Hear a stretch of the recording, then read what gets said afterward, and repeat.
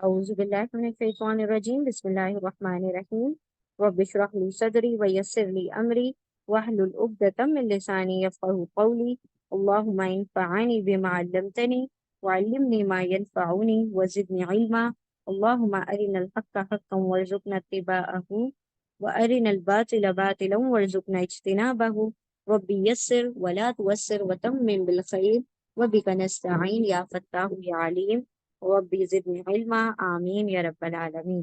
انشاءاللہ ہم جز نمبر 17 17واں پارہ شروع کرتے ہیں۔ اعوذ باللہ من الشیطان الرجیم بسم اللہ الرحمن الرحیم۔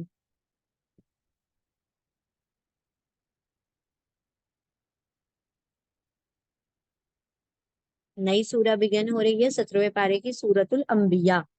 ٹھیک ہے، نبی کی جمع ہے انبیاء، انبیاء مطلب پروفٹس۔ اللہ کے نام سے جو بڑا مہربان بار بار رحم فرمانے والا ہے۔ قریب آ گیا ہے لوگوں کے حساب کا وقت، اور وہ ہے کہ غفلت میں منہ موڑے ہوئے ہیں، یعنی ہر انسان کے حساب کتاب کا وقت قریب آ گیا۔ اب قریب ہم کہیں گے ابھی تو ہم نہیں مرے، اللہ فرماتا ہے کہ بہت قریب آ چکا۔ آپ صلی اللہ علیہ وسلم نے کہا تھا میں اور قیامت اس طرح ہے جیسے کہ یہ دو انگلیاں، اور آپ صلی اللہ علیہ وسلم نے شہادہ کی انگلی اور جو مڈل فنگر ہے، دو انگلیوں کو ایسے قریب کر کے کہا کہ یہ دونوں میں اور قیامت اس طرح سے ایک دوسرے سے جڑے ہوئے ہیں۔ یعنی آپ صلی اللہ علیہ وسلم کی بعثت ایک بہت بڑی نشانی تھی قیامت کی، کہ قیامت اب آ جائے گی کیونکہ آخری نبی آ گئے۔ ٹھیک ہے، تو اب سوچیں آپ صلی اللہ علیہ وسلم نے اتنا قریب بتایا تھا، تو ہمارے تو بالکل اندر داخل ہو چکی ہے۔ تو اللہ نے کہا بہت قریب ہے، یعنی ڈرنے کی بات ہے۔ تم جو ایک چھوٹے سے چوہے اور ایک کاکروچ سے تو ڈر جاتے ہو، اتنی بڑی بڑی اللہ رب العزت کی وارننگز آ رہی ہیں، اس سے نہیں ڈرتے ہو۔ تو یہاں پر اللہ فرما رہا ہے ذرا غور کرو کہ اگر ابھی تمہاری کیا نکال لی جائے، سانسیں نکال لی جائے، تو پھر اللہ کے فرشتے منکر اور نکیر تمہارے قبروں میں کھڑے ہو جائیں گے تم سے سوالات کرنے کے لیے۔ تو اتنا قریب لگا ہوا ہے حساب کتاب تمہارا، اور تم غفلت میں پڑے ہوئے ہو، منہ موڑ کے پڑے ہو۔ ان کے پاس جو تازہ نصیحت بھی ان کے رب کی طرف سے آتی ہے، اس کو یہ تکلف با تکلف سنتے ہیں اور کھیل میں پڑے رہتے ہیں۔ یعنی اللہ سبحانہ تعالیٰ فرماتا ہے کہ قرآن کو یہ لوگ کیسے سنتے تھے، جیسے کوئی مطلب کوئی اہمیت والی ہی چیز نہ ہو، بالکل با تکلف سنتے تھے، تکلف کے ساتھ کہ بھئی ان کے اوپر ایک بوجھ ڈالا جا رہا ہے، اور کھیل میں پڑے رہتے تھے۔ دل ان کے دوسری ہی فکروں میں منہمک ہیں، یعنی ان کا دل جو ہے دنیا میں پڑا ہوا ہے، اور ظالم آپس میں سرگوشیاں کرتے ہیں کہ یہ شخص آخر تم جیسا ایک بشر ہی تو ہے، یعنی آپ صلی اللہ علیہ وسلم ایک بشر تو ہیں، پھر کیا تم آنکھوں دیکھتے کیا پھر تم آنکھوں دیکھتے جادو کے پھندے میں پھنس جاؤ گے؟ وہ تمہاری طرح بشر ہے، اور وہ کیا کر رہے ہیں، جادو کی باتیں بتا رہے ہیں، اور تم کیا کر رہے ہو، اس کو بلیو کرتے جا رہے ہو۔ یعنی خود گمراہ ہیں تو دوسروں کو بھی کیا کرتے تھے، گمراہ کرتے تھے کہ بھائی یہ سب جادو ہے، جادو وادو کی باتوں میں نہیں آنا چاہیے، وہ ہماری طرح بشر ہیں، تم بھی بشر ہو، تو یہ کوئی نبی نہیں ہو سکتے، نعوذ باللہ۔ رسول صلی اللہ علیہ وسلم نے کہا میرا رب ہر اس بات کو جانتا ہے جو آسمان اور زمین میں کی جائے، وہ سمیع علیم ہے، وہ سننے اور جاننے والا ہے۔ وہ کہتے ہیں بلکہ یہ پراگندہ خواب ہیں، بلکہ یہ اس کے من گڑت ہے، بلکہ یہ شخص شاعر ہے۔ مطلب ہر کوئی اپنا اپنا اٹکل دوڑا رہا ہے کہ ہاں، کوئی کہہ رہا ہے شاعر ہے، کوئی کہہ رہا ہے مجنون ہے، کوئی کہہ رہا ہے خواب آتے ہیں ان کو، کوئی کہتا ہے کہ اجمی ایک شخص ان کو سکھا جاتا ہے، کوئی کہتا ہے کہ کوئی مطلب ان کے اوپر سحر ہو گیا، جادو ہو گیا، کوئی کہتا ہے کہ خود جادو کرتے ہیں، کوئی کہتا ہے ان کے اوپر جادو ہو گیا، کوئی کہتا ہے ان پہ جنون طاری ہو گیا۔ تو یہ اس طرح کوئی کہتے تھے دیوانہ ہو گیا، نعوذ باللہ، اس طریقے سے یہ الفاظ نکالتے تھے آپ صلی اللہ علیہ وسلم کے خلاف۔ وہ کہتے ہیں بلکہ یہ پراگندہ یعنی ارے پریشان کر دینے والے خواب ہیں، بلکہ یہ اس کے من گھڑت باتیں ہیں، بلکہ یہ شخص شاعر ہے، ورنہ یہ لائے کوئی نشانی جس طرح پرانے زمانے کے رسول نشانیوں کو ساتھ لے کر بھیجے گئے۔ پہلے تو لوگ بہت سارے معجزے لے کر آتے تھے، تو یہ کیوں نہیں معجزہ لے کر آتے، ہمیں کیسے پتا چلے گا کہ یہ سچے نبی ہیں؟ اس طریقے کے سوالات کرتے تھے۔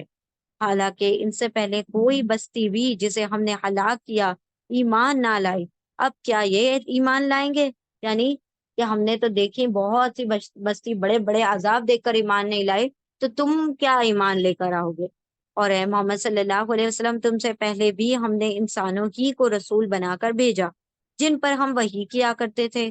تم لوگ اگر علم نہیں رکھتے تو اہل کتاب سے پوچھ لو۔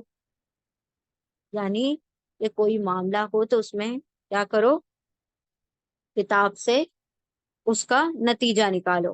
اور اے محمد صلی اللہ علیہ وسلم، تم سے پہلے بھی ہم نے انسانوں ہی کو رسول بنا کر بھیجا، تو یہ کوئی بڑی کمال کی بات نہیں ہے۔ پہلے جتنے بھی نبی آئے سب انسان تھے، سب بشر تھے، سب کو وحی کی گئی اور سب وہی سیم پیغام لے کر آئے۔ کوئی فرشتہ آج تک رسول بن کر نہیں آیا کہ فرشتے کو کتاب دے دی گئی اور وہ انسانوں کی کیا کر رہا ہے؟ انسانوں کو تبلیغ کر رہا ہے۔ انسانوں ہی کو رسول بنا کر بھیجا گیا تھا جن پر وحی کیا کرتے تھے۔ تم لوگ اگر علم نہیں رکھتے تو اہل کتاب سے پوچھ لو۔ ان رسولوں کو ہم نے کوئی ایسا جسم نہیں دیا تھا کہ وہ کھاتے نہ ہوں۔ اللہ نے فرمایا کہ وہ بھی کھاتے تھے، تم بھی کھاتے ہو، سب کھاتے ہیں وہ، کیونکہ بشر ہیں وہ بھی۔ سارے رسول مارکیٹ میں بھی جاتے، کھاتے پیتے بھی ہیں۔ ان رسولوں کو ہم نے کوئی ایسا جسم نہیں دیا تھا کہ وہ کھاتے نہ ہو، اور نہ وہ سدا جینے والے تھے، ان کو بھی وصال ہونے والا تھا۔ پھر دیکھ لو کہ آخر ہم نے ان کے ساتھ ایسے وعدے پورے کیے اور انہیں، اور جس جس کو ہم نے چاہا بلایا، جس جس کو ہم نے چاہا بچا لیا، اور حد سے گزر جانے والوں کو ہلاک کر دیا۔ لوگوں، ہم نے تمہاری طرز ایک ایسی کتاب جیسی ہم نے تمہاری طرف ایک ایسی کتاب بھیجی ہے جس سے جس میں ایک ایسی کتاب بھیجی ہے جس میں تمہارا ہی ذکر ہے، فی ہی ذکرکم، کیا تم سمجھتے نہیں ہو؟ اب یہاں پر بتایا گیا کہ اللہ سبحانہ و تعالیٰ نے یہ جو قرآن کریم اتارا ہے اس میں فی ہی ذکرکم، اس میں تمہارا ہی ذکر ہے۔ یہ کوئی ایسی کتاب نہیں ہے، سٹوری ٹیلنگ کی بک نہیں ہے، اس میں کوئی ایسا نہیں ہے پرانے واقعات لکھے ہوئے ہیں۔ ذرا اگر غور کرو تو اس میں تمہارا ہی ذکر ہے۔ جب انسان کا ذکر کسی چیز میں آتا ہے تو وہ اس کو کتنی اہمیت دیتا ہے۔ اگر آپ کا فوٹو یا آپ کا کوئی آرٹیکل یا آپ کا کوئی ایک جملہ بھی کسی نیوز پیپر میں آ جائے یا کئی بڑی میگزین میں آ جائے یا آپ کے یونیورسٹی کی میگزین میں آ جائے، تو آپ کیا کرتے ہیں؟ اس تھوڑے سے ذکر کو یا آپ کے تھوڑے سے نام کو آپ کیا کرتے ہیں؟ سنبھال کر رکھتے ہیں، اس کی قدر کرتے ہیں، اس کو کٹنگ کر کے رکھیں گے، اس کو سنبھالیں گے۔ یہاں پر اللہ سبحانہ و تعالیٰ فرما رہا ہے کہ تمہارا ذکر آ گیا ہے اس میں، تو تم کیا کرو؟ اس کی اہمیت کو سمجھو۔ اس میں اللہ سبحانہ و تعالیٰ نے کوئی ادھر ادھر کی بات نہیں کی ہے، تمہیں تمہارا ہی ذکر سنایا جا رہا ہے، اپنے بارے میں ہی سنو۔ کتنی ہی ظالم بستیاں ہیں جن کو ہم نے پیس کر رکھ دیا اور ان کے بعد دوسری کسی قوم کو اٹھایا، جب ان کو عذاب محسوس ہوا تو لگے وہاں سے بھاگنے۔ کیا کہا گیا؟ بھاگو نہیں، جاؤ اپنے انہی گھروں میں اور عیش کے سامانوں میں جن کے اندر تم چین کر رہے تھے، شاید کہ تم سے پوچھا جائے۔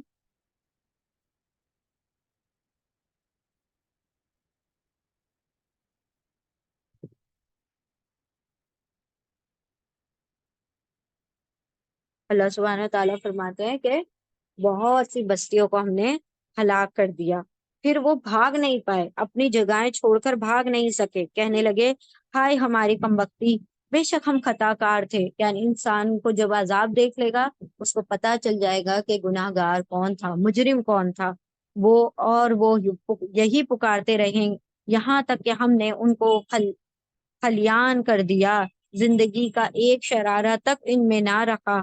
یعنی اللہ نے ان کی جگہوں کو ختم کر دیا، ان لوگوں کو غائب کر دیا۔ ایسی بستیاں تھی کہ جن کا نام و نشان تک باقی نہ رہا۔ ہم نے اس آسمان اور زمین کو اور جو کچھ بھی ان میں ہے کچھ کھیل کے طور پر نہیں پیدا کیا۔ اللہ نے فرما دیا ہر چیز جو ہے دنیا میں بننے والی وہ با مقصد ہے، ایک مچھر بھی کیوں نہ ہو اللہ نے مقصد کے طور پر پیدا کیا ہے۔ اگر ہم کوئی کھلونا بنانا چاہتے اور بس یہی کچھ ہمیں کرنا ہوتا تو اپنے ہی پاس سے کر لیتے، مگر ہم تو باطل پر حق کی چوٹ لگاتے ہیں، جو اس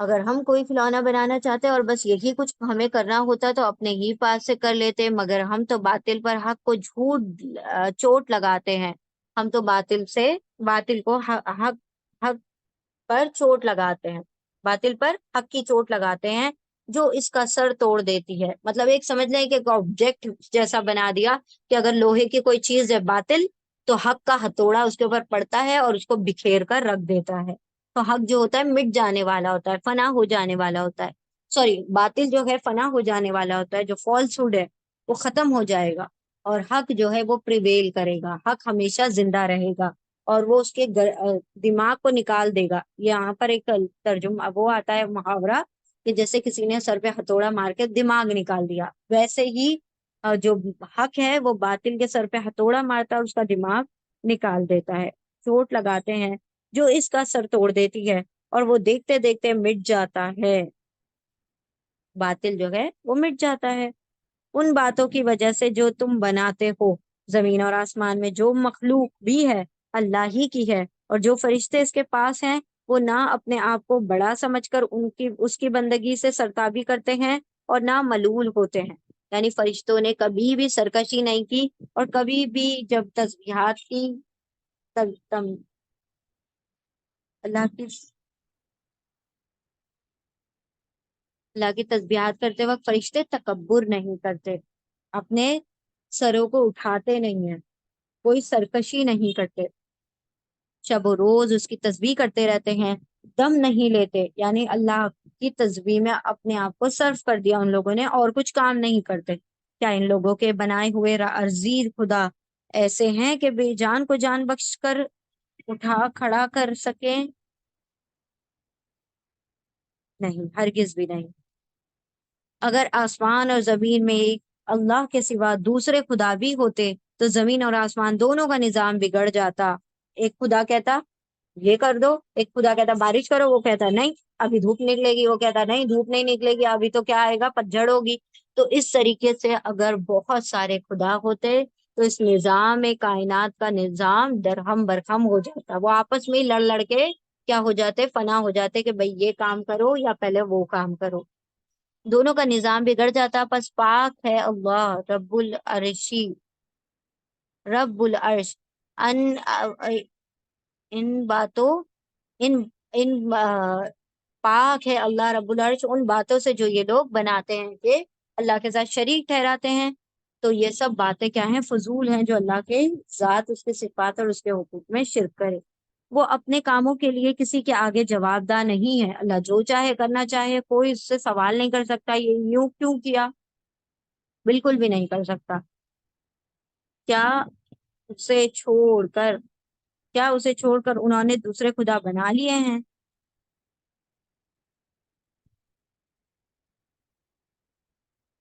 کیا اسے چھوڑ کر انہوں نے دوسرے خدا بنا لیے ہیں؟ اے محمد صلی اللہ علیہ وسلم ان سے کہو کہ لاؤ اپنی دلیل، یہ کتاب بھی موجود ہے جس میں میرے دور کے لوگوں کے لیے نصیحت ہے، اور وہ کتابیں بھی موجود ہے جن میں مجھ سے پہلے لوگوں کے لیے نصیحت تھی، یعنی قرآن بھی موجود ہے، وہ بھی لوگوں کے لیے نصیحت بن کے آیا، تورات انجیل بھی موجود ہے، سب نصیحت بن کر آئے ہیں لوگوں کے لیے، یعنی ان کو ایک وہ ریمائنڈر لے کر آئے ہیں، مگر ان میں سے اکثر لوگ حقیقت سے بے خبر ہیں، اس لیے منہ موڑے ہوئے ہیں۔ ہم نے تم سے پہلے جو رسول بھی بھیجا ہے اس کو یہی وحی کی ہے کہ میرے سوا کوئی خدا نہیں ہے، بس تم لوگ میری ہی بندگی کرو، یعنی میری بندگی کرو، مجھے خدا نہ بنا بیٹھو، عیسیٰ اور موسیٰ کی طرح، عیسیٰ اور عزیر علیہ السلام کی طرح، میری بات کو مانو، میری اطاعت کرو، اور اللہ کے بندے بن جاؤ۔ یہ کہتے ہیں رحمان اولاد رکھتا ہے، سبحان اللہ، پاک ہے اللہ، وہ تو بندے وہ تو بندے ہیں جنہیں عزت دی گئی ہے۔ اللہ فرماتا ہے یہ جو ہے یہ کہتے ہیں رحمان اولاد رکھتا ہے، سبحان اللہ، وہ تو بندے ہیں جنہیں عزت دی گئی ہے۔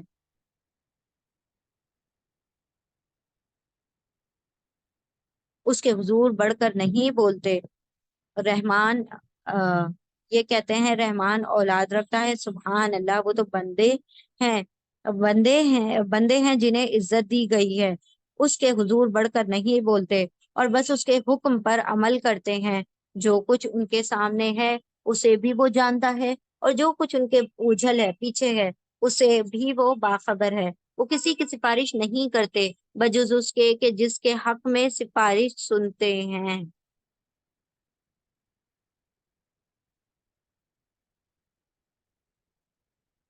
سفارش سننے پر اللہ راضی ہو اور وہ اس کے خوف سے ڈرے رہتے ہیں۔ اور جو ان میں سے کوئی کہہ دے کہ اللہ کے سوا میں بھی ایک خدا ہوں تو اسے ہم جہنم کی سزا دیں گے، ہمارے ہاں ظالموں کا یہی بدلہ ہے۔ یعنی اللہ فرماتا ہے یہ دعویٰ کرنے والا بھی اللہ کے وہاں کیا ہے، سخت برا ہے، جو خدائی کا دعویٰ کر بیٹھے۔ کیا وہ لوگ جنہوں نے نبی صلی اللہ علیہ وسلم کی بات ماننے سے انکار کر دیا غور نہیں کرتے کہ یہ سب آسمان اور زمین باہم ملے ہوئے تھے، پھر ہم نے انہیں جدا جدا کیا؟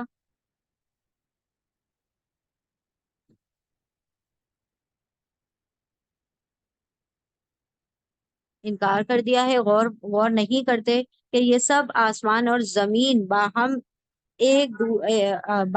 ملے ہوئے ہیں، پھر ہم نے انہیں جدا کیا اور پانی سے ہر زندہ چیز پیدا کی۔ وہ ہماری اس خلاقی کو نہیں مانتے۔ یعنی اللہ فرما رہا ہے کہ انسان اللہ کی اتنی بڑی بڑی تخلیقات کو نہیں مانتا۔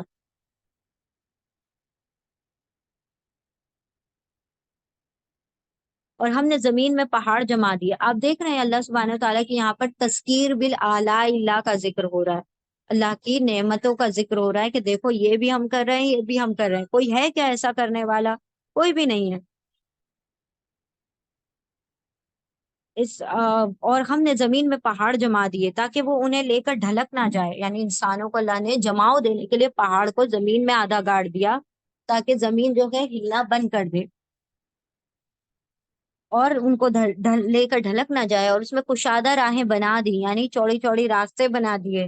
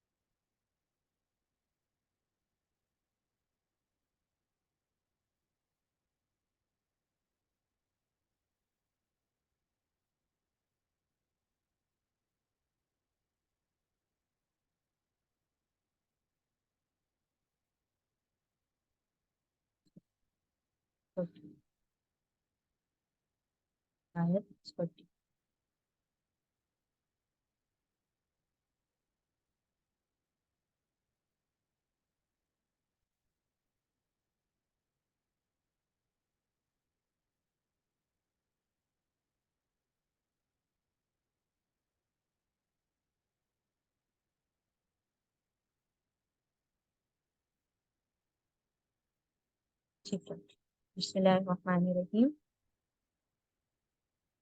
کیا وہ لوگ جنہوں نے نبی کی بات صلی اللہ علیہ وسلم کی بات ماننے سے انکار کر دیا غور نہیں کرتے کہ یہ سب آسمان اور زمین باہم ملے ہوئے تھے، پھر ہم نے انہیں جدا کیا اور پانی سے ہر زندہ چیز کو پیدا کیا؟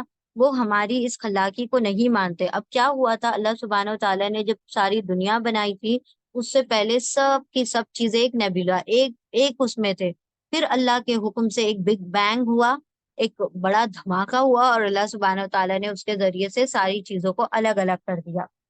ٹھیک ہے، تو یہاں پر اسی میراکل کا اللہ رب العزت کے آ، جو سائنٹیفک ایک وہ ہے فینومینا بگ بینگ کا، اس کا تذکرہ ہو رہا ہے یہاں پر۔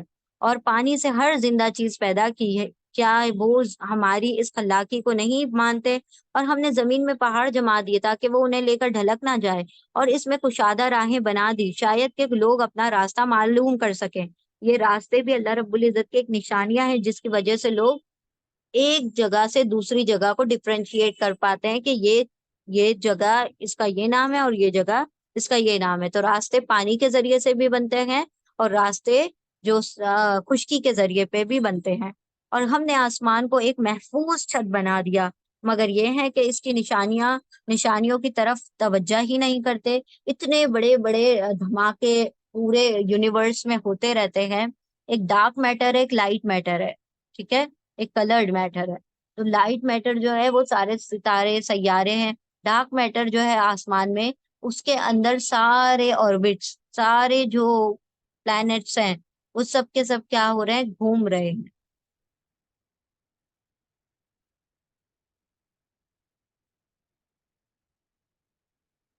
تو اللہ فرماتا ہے کہ اس سب چیز کو اللہ سبحانہ و تعالیٰ نے پہلے آسمان کو کیا بنایا، مضبوط چھت بنا دیا، محفوظ چھت۔ محفوظ چھت کیا ہوتی ہے کہ آسمان جو ہمیں دکھائی دے رہا ہے، اس کے اوپر بہت سارے میٹیورائٹس ٹوٹتے ہیں، بہت سارے ستارے ٹوٹتے ہیں، بہت سارے بڑے بڑے ہیوی والیوم والے جو پلانٹس ہوتے ہیں، پلانٹس نہیں ایکچولی اسٹارز جو ہوتے ہیں، وہ ٹوٹ پھوٹ ہوتی رہتی ہے۔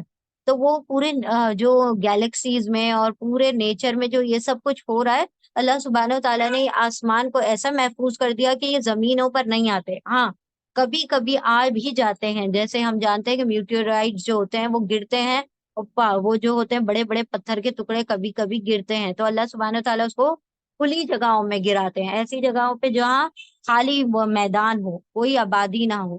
یہ اس لیے بس بتانے کے لیے کہ اللہ رب العزت کن کن چیزوں پر قادر ہے۔ محفوظ شخص بنا دیا، مگر یہ ہے کہ اس کی نشانیوں کی طرف توجہ ہی نہیں کرتے۔ اللہ فرما رہا ہے ذرا غور و فکر کرو، توجہ سے دیکھو آسمان کو، زمین کو، ہر ایک چیز کو۔ اور وہ اللہ ہی ہے جس نے رات اور دن بنائے اور سورج اور چاند کو پیدا کیا، سب ایک ایک فلک میں تیر رہے ہیں۔ کل فی الفلک یسبحون، اللہ سبحانہ و تعالیٰ نے فرمایا ہر ایک اپنے مدار میں، کل فی فلک یسبحون۔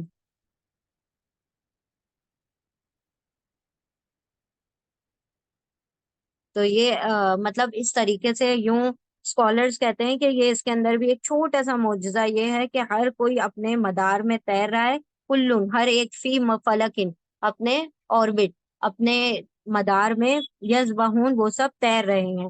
تو یہ جو یسبحون ہے، یہ تیر رہے ہیں، تو یہ ایک طریقے سے ایک اوربٹ بنتا ہے، کلن فی فلکن۔ دیکھیں، یہ کاف ہے، یہ کاف سے کاف ملا، یہ لام ہے، یہ لام سے لام ملا، یہ فا ہے، یہ فا سے فا ملا، اور یہ جو یا تھا وہ یسبحون کا یا، وہ سب تیر رہے ہیں۔ تو اس طریقے سے دیکھیں ہر آربٹ ہوتا ہے نا، پوری جو ہمارا پورا پلانٹ سسٹم ہے، وہ اس طریقے سے اپنے اپنے مدار میں تیر رہا ہے۔ تو یہ ایک چھوٹا سا معجزہ ہے جو اسکالرز یہاں پر مینشن کرتے ہیں کہ ہر کوئی اپنے اپنے، سورج ہے، چاند ہے، اللہ نے سارے جو زمین ہے، پھر مرکیوری ہے، پھر وینس ہے، جوپیٹر ہے، یہ سارے پلانٹس، اور یہ تو ہم صرف اتنے تھوڑے سے جانتے ہیں، اور اس سے بھی کئی ارب خرب گنا بڑا جو ہمارا جو وہ سسٹم ہے پورا، اس کے اندر اربوں لاکھوں کروڑوں کی تعداد میں تو گیلیکسیز ہیں، ملکی ویز ہیں، وہ سب جو کہ ہم کاؤنٹ بھی نہیں کر سکتے۔ تو اللہ فرماتا ہے ہر چیز کو اللہ نے مطلب اس میں لگا رکھا ہے۔ اچھا، یہاں پر ایک اور یہ سائنٹسٹ نے ریسرچ کر کے بتائی ہے کہ یہ سب جو اپنے اپنے دائرے میں یہ سب تیر رہے ہیں، اور اللہ سبحانہ و تعالیٰ نے ان کے بیچ میں ایک سپیڈ اور گریوٹی، گریوٹی یعنی کہ ایک مقناطیسیت ہوتی ہے نا، گریوٹی وہ، اور ایک سپیڈ یعنی کہ رفتار، اس کو اتنا زبردست مینٹین کیا ہوا ہے کہ اگر ایک سیکنڈ کے ہم کتنے حصے کر سکتے ہیں، ایک سیکنڈ کے ہم 100 سے زیادہ حصے نہیں کر سکتے، لیکن وہ کہتے ہیں سائنٹسٹ اگر ایک سیکنڈ کے 1/10 خرب، خرب کو ہم ابھی اردو میں انگلش میں کیا کہتے ہیں، ملین، ٹریلین، اور اس کے بعد جتنے آتے ہیں، اتنے اگر حصے کیے جائیں ایک سیکنڈ کے، اتنے فریکشن آف سیکنڈ کا بھی اگر اسپیڈ یا گریوٹی میں فرق آ جائے، تو یہ سارے پلانٹ ایک دوسرے سے ٹکرا کر پوری دنیا تباہ ہو جائے گی۔ تو اللہ اتنا فریکشن آف سیکنڈ کا بھی وہ نہیں کرتا، اس کے حکم سے یہ سب کچھ کیا ہو رہا ہے، چل رہا ہے، ساری دنیا اس کے حکم سے چل رہی ہے۔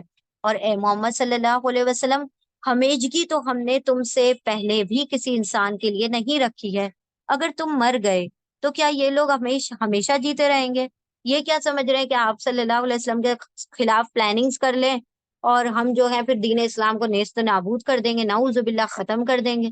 تو اللہ نے کہا کہ ایسے تو لوگ آتے اور جاتے رہے ہیں، آپ بھی جانے والے ہیں، تو ان کو کیا لگتا ہے کہ آپ کے چلے جانے کے بعد یہ ہمیشہ رہنے والے ہیں؟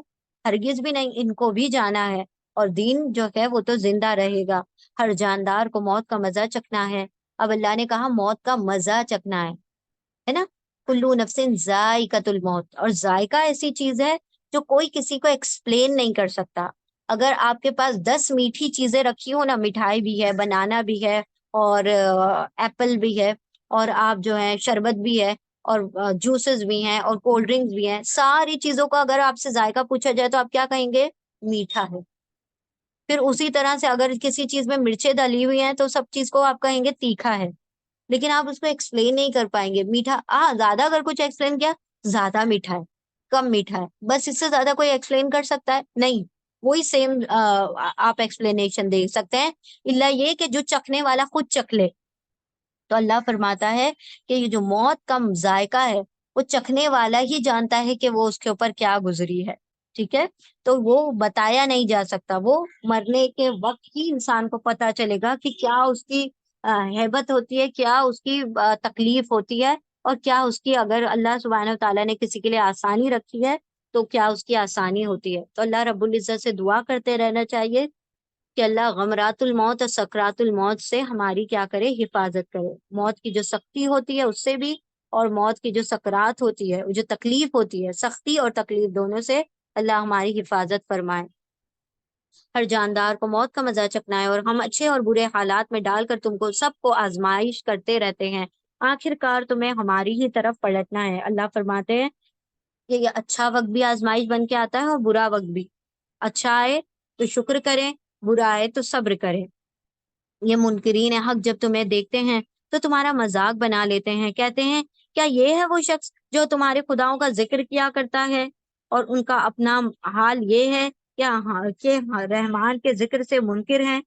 انسان جلد باز مخلوق ہے، ابھی میں تم کو اپنی نشانیاں دکھائی دیتا ہوں، جلدی نہ مچاؤ۔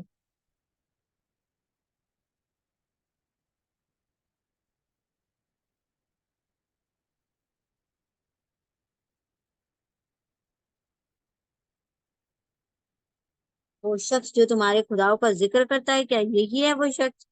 وہ انسان جو اپنے، اور ان کا اپنا کہ وہ شخص جو تمہارے خداؤں کا ذکر کرتا ہے، یعنی یہ آپ صلی اللہ علیہ وسلم کے تعلق سے پوچھ رہے ہیں، یہ ہے وہ شخص جو تمہارے خداؤں کا ذکر کرتا ہے، اور ان کا اپنا حال یہ ہے کہ رحمان کے ذکر سے منکر ہے، خود تو کرتے نہیں، اور آپ صلی اللہ علیہ وسلم کے اوپر مذاق کے طعنے کستے ہیں۔ انسان جلد باز مخلوق ہے، ابھی میں تم کو اپنی نشانیاں دکھائی دیتا ہوں، جلدی نہ مچاؤ۔ یہ لوگ کہتے ہیں آخر یہ دھمکی پوری کب ہوگی؟ اگر تم سچے ہو، کاش ان کافروں کو اس وقت کا کچھ علم ہوتا، جبکہ یہ نہ اپنے منہ آگ سے بچا سکیں گے، نہ اپنی پیٹھے، اور نہ ان کو کہیں سے مدد پہنچے گی۔ یعنی اللہ فرما رہا ہے چاروں طرف سے آگ ہوگی، بچا نہیں سکیں گے۔ کاش اس دن کا ذرا بھی علم ہوتا تو یہ اس طرح سے سرکشیاں نہ کرتے۔ وہ وہ بلا اچانک ہی آئے گی، اور انہیں اس طرح یکلخت دبوچ لے گی کہ یہ نہ اس کو دفع کر سکیں گے، اور نہ اس لمحے کو نہ اس لمحے بھر مہلت ہی مل سکے گی۔ اللہ فرماتے ہیں کہ جب موت کا وقت آ جائے گا، نہ آگے کیا جائے گا نہ پیچھے کیا جائے گا، مہلت بھی نہیں دی جائے گی، اور وہ کیا کرے گی؟ انسان کو دبوچ لے گی، بالکل ایک دم سے پکڑ لے گی۔ جیسے بلی کس طرح سے چوہے کو پکڑتی ہے اور پکڑ کے بالکل اپنے اس میں لے لیتی ہے، جھپٹے میں لے لیتی ہے، اسی طرح سے موت بھی انسان کو ایسا جھپٹ لے گی اور پھر مہلت نہ دے گی۔ مذاق تم سے پہلے بھی رسولوں کا اڑایا جا چکا ہے، مگر ان کا مذاق اڑانے والے اسی چیز کے پھیر میں آ کر رہے جس کا وہ مذاق اڑاتے تھے۔ قیامت کا مذاق اڑاتے تھے، عذاب کا مذاق اڑاتے تھے، اللہ نے اسی میں گھیر لیا ان کو۔ اے محمد صلی اللہ علیہ وسلم ان سے کہو کون ہے جو رات کو یا دن کو تمہیں رحمان سے بچا سکتا ہے؟ مگر یہ اپنے رب کی نصیحت سے منہ موڑ رہے ہیں، یعنی اللہ اگر عذاب دینا چاہے تو رات کو بھی دے سکتا ہے، دن کو بھی، پھر کوئی نہیں بچا سکتا۔ کیا یہ کچھ ایسے خدا رکھتے ہیں جو ہمارے مقابلے میں ان کی حمایت کریں؟ وہ نہ تو خود اپنی مدد کر سکتے ہیں اور نہ ہماری ہی تائید ان کو حاصل ہے۔ نہ اللہ نے ان کی کوئی مدد کی ہے، نہ وہ خود اپنی مدد کر سکتے ہیں، یہ تو ان لوگوں نے ایسے ہی گڑھ رکھے ہیں۔ اصل بات یہ ہے کہ ان لوگوں کو ان کے آباء و اجداد کو ہم زندگی کا سر و سامان دیے چلے گئے، یہاں تک کہ ان کو دن لگ گئے، مگر کیا انہیں نظر نہیں آتا کہ ہم زمین کو مختلف سمتوں سے گھٹاتے چلے آ رہے ہیں؟ پھر کیا یہ غالب آ جائیں گے؟ یعنی انسان کا جب وقت پورا ہونے لگتا ہے تو اس کے لیے زمین تنگ ہو جاتی ہے، یعنی اللہ پھر اس کو چاروں طرف سے گھیرنا شروع کر دیتا ہے، فرشتے اس کو گھیر لیتے ہیں، اور پھر اس کا معاملہ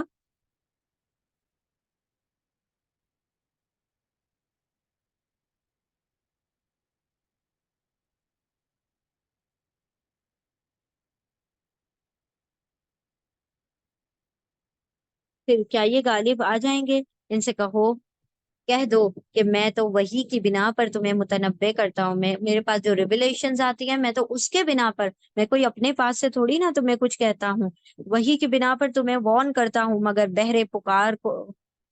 بہرے لوگ پکار کو نہیں سنا کرتے، یعنی ان کے کانوں میں جس طرح سے گرانی ہے، وہ کبھی بھی حق کو سن نہیں سکیں گے جبکہ انہیں خبردار کیا جائے۔ اور اگر تیرے رب کا عذاب ذرا سا انہیں چھو جائے تو ابھی چیخ اٹھیں گے، ہائے ہماری کم بختی، بے شک ہم خطا کار تھے، یعنی جب عذاب دیکھ لیتے ہیں تو تڑپ جاتے ہیں اور ویسے عذاب کا مطالبہ کرتے پھرتے ہیں۔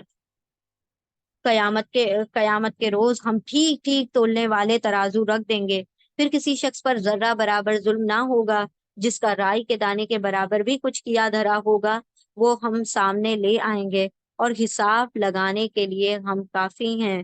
اللہ فرماتا ہے ان کی کتابیں بھی رکھ دیں گے، اوزان بھی رکھ دیں گے، اور پھر اللہ سبحانہ و تعالیٰ نیکیوں کو تولیں گے۔ پہلے ہم موسیٰ اور ہارون علیہ السلام کو فرقان اور روشنی اور ذکر عطا کر چکے ہیں، ان متقی لوگوں کی بھلائی کے لیے جو بے دیکھے اپنے رب سے ڈریں، اور جن کو حساب کی اس گھڑی کا کھٹکا لگا ہو۔ تو دو چیزیں بتائیں، اللہ سے ڈرنا بن دیکھے، اور قیامت آخرت پر یقین رکھنا کہ بالکل وہ آ لگی ہے، بالکل میری موت میرے قریب آ لگی ہے، تاکہ انسان کے عمل کیا ہو جائے، درست ہو جائے۔ اور اب یہ بابرکت ذکر ہم نے تمہارے لیے نازل کیا ہے، پھر کیا تم اس کو قبول کرنے سے انکاری ہو؟ اس سے بھی پہلے ہم نے ابراہیم علیہ السلام کو اس کی ہوش مندی بخشی تھی، اور ہم اس کو خوب جانتے تھے، یعنی اللہ نے ان کو اتنی انٹلیکٹ دی تھی کہ وہ بہت اچھی طرح سے جائزہ لیا کرتے تھے، پونڈر کیا کرتے تھے، یعنی چیزوں کے اوپر غور و فکر کرتے تھے، حتیٰ کہ انہوں نے آسمان اور ستارے سورج پر غور و فکر کر کے اسلام کو قبول کر لیا، اتنا اللہ رب العزت نے ان کو عقل عطا کی تھی۔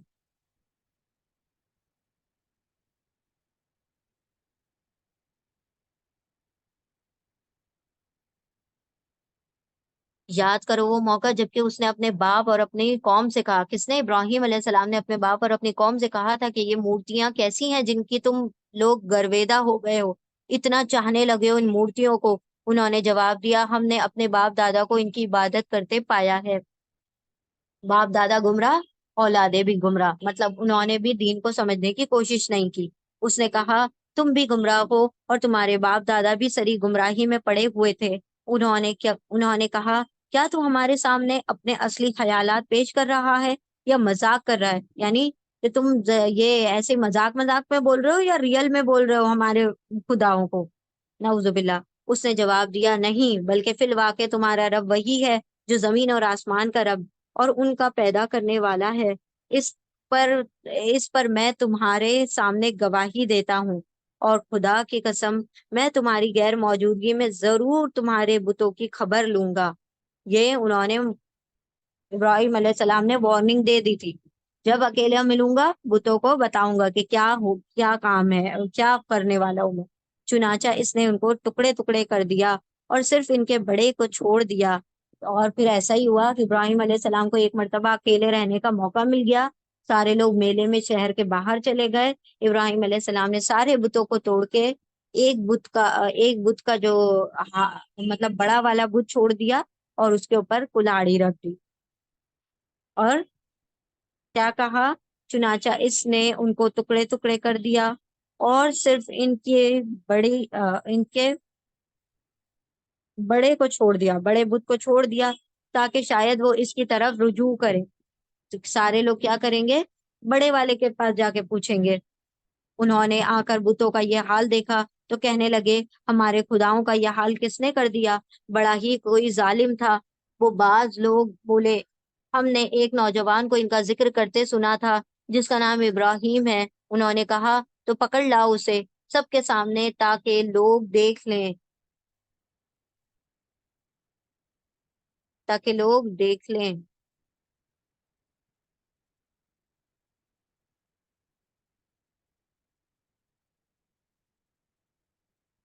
انہوں نے کہا تو پکڑ لاؤ اسے سب کے سامنے تاکہ لوگ دیکھ لیں اس کی کیسی خبر لی جاتی ہے۔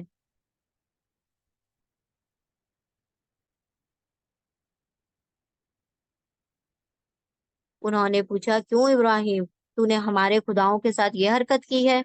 اس نے جواب دیا بلکہ یہ سب کچھ ان کے سردار نے کیا ہے۔ اب کیا ہوا؟ ابراہیم علیہ السلام نے وہ جو توڑ دیے سارے بت اور بڑے والے کو چھوڑ کے اس کے ہاتھ میں کلاڑی دے دی، تو ابراہیم علیہ السلام کے اوپر ڈاؤٹ تو پہلے سے ہی چلا گیا تھا سب کا کہ وہی ایسی باتیں کرتے ہیں بت پرستی کو چھوڑنے کی، انہوں نے ہی کیا ہوگا۔ تو ابراہیم علیہ السلام نے کہا کہ یہ تو اس نے کرا تھا، بڑے والے کے ہاتھ میں دیکھو کلاڑی ہے، بلکہ یہ سب کچھ ان کے اس سردار نے کیا ہے، انہی سے پوچھ لو اگر یہ بولتے ہیں۔ یہ سن کر وہ لوگ اپنے ضمیر کی طرف پلٹے اور اپنے دلوں میں کہنے لگے واقعی تم خود ہی ظالم ہو۔ یعنی کہ اپنا احساس ہو گیا کہ ہم نے جو ہے غلطی کی ہے بتوں کی پوجا کر کے، لیکن پھر بھی زبان سے اقرار نہیں کیا، دل کے دل میں جانا۔ واقعی تم ہی ظالم ہو، مگر پھر ان کی مت پلٹ گئی اور بولے تو جانتا ہے کہ یہ بولتے نہیں ہیں۔ یعنی پھر ان کے ذہن جو تھے، وہ دل جو تھے اس حق کی طرف آمادہ ہو رہے تھے، پھر ان لوگوں نے کیا زبان سے نکالی بات، ارے تمہیں پتہ نہیں ہے کہ یہ سب بول نہیں سکتے؟ ابراہیم علیہ السلام چاہتے تھے کہ بس یہی اپنی زبان سے بول دیں کہ یہ بول نہیں سکتے۔ جو بول نہیں سکتے تو تم کیسے، جو بول نہیں سکتے، سن نہیں سکتے، ان کو کیسے تم اپنا خدا بنا سکتے ہو؟ یہ ابراہیم علیہ السلام کو اللہ نے اتنی زبردست حکمت دی تھی کہ سامنے والے کو اگر کوئی ایکسپلینیشن دینا ہوتا تھا تو اسی کی باتوں سے اس کے اندر ایکسپلینیشن لے آتے تھے۔ ان سب نے کیا کہا؟ سارے کے سارے بول اٹھے، بولے تو جانتا نہیں ہے کہ یہ بولتے نہیں ہیں؟ ابراہیم علیہ السلام نے کہا پھر کیا تم اللہ کو چھوڑ کر ان چیزوں کو پوج رہے ہو جو نہ تمہیں نفع پہنچائے، پھر نہ نفع پہنچانے پر قادر ہے نہ نقصان؟ تف ہے تم پر اور تمہارے ان معبودوں پر جن کی تم اللہ کو چھوڑ کر پوجا کر رہے ہو، کیا تم کچھ بھی عقل نہیں رکھتے؟ یعنی ابھی خود اپنے منہ سے بول کر اور پھر کہہ رہے ہو کہ ہمارے خدا ہیں یہ۔ انہوں نے کہا جلا ڈالو اس کو اور حمایت کرو اپنے خداؤں کی اگر تمہیں کچھ کرنا ہے۔ ارے اپنے خداؤں کی مدد کرو اور جا کے اس کو جلا دو۔ تو بڑا سا گڑھا بنایا گیا، 1 مہینے تک اس میں لکڑیاں ڈالی گئیں، پھر اس کے اندر آگ جلائی گئی، پھر آگ کی لپٹیں اتنی زیادہ اونچی ہو چکی تھی کہ پھر جیسے ایک قسم کی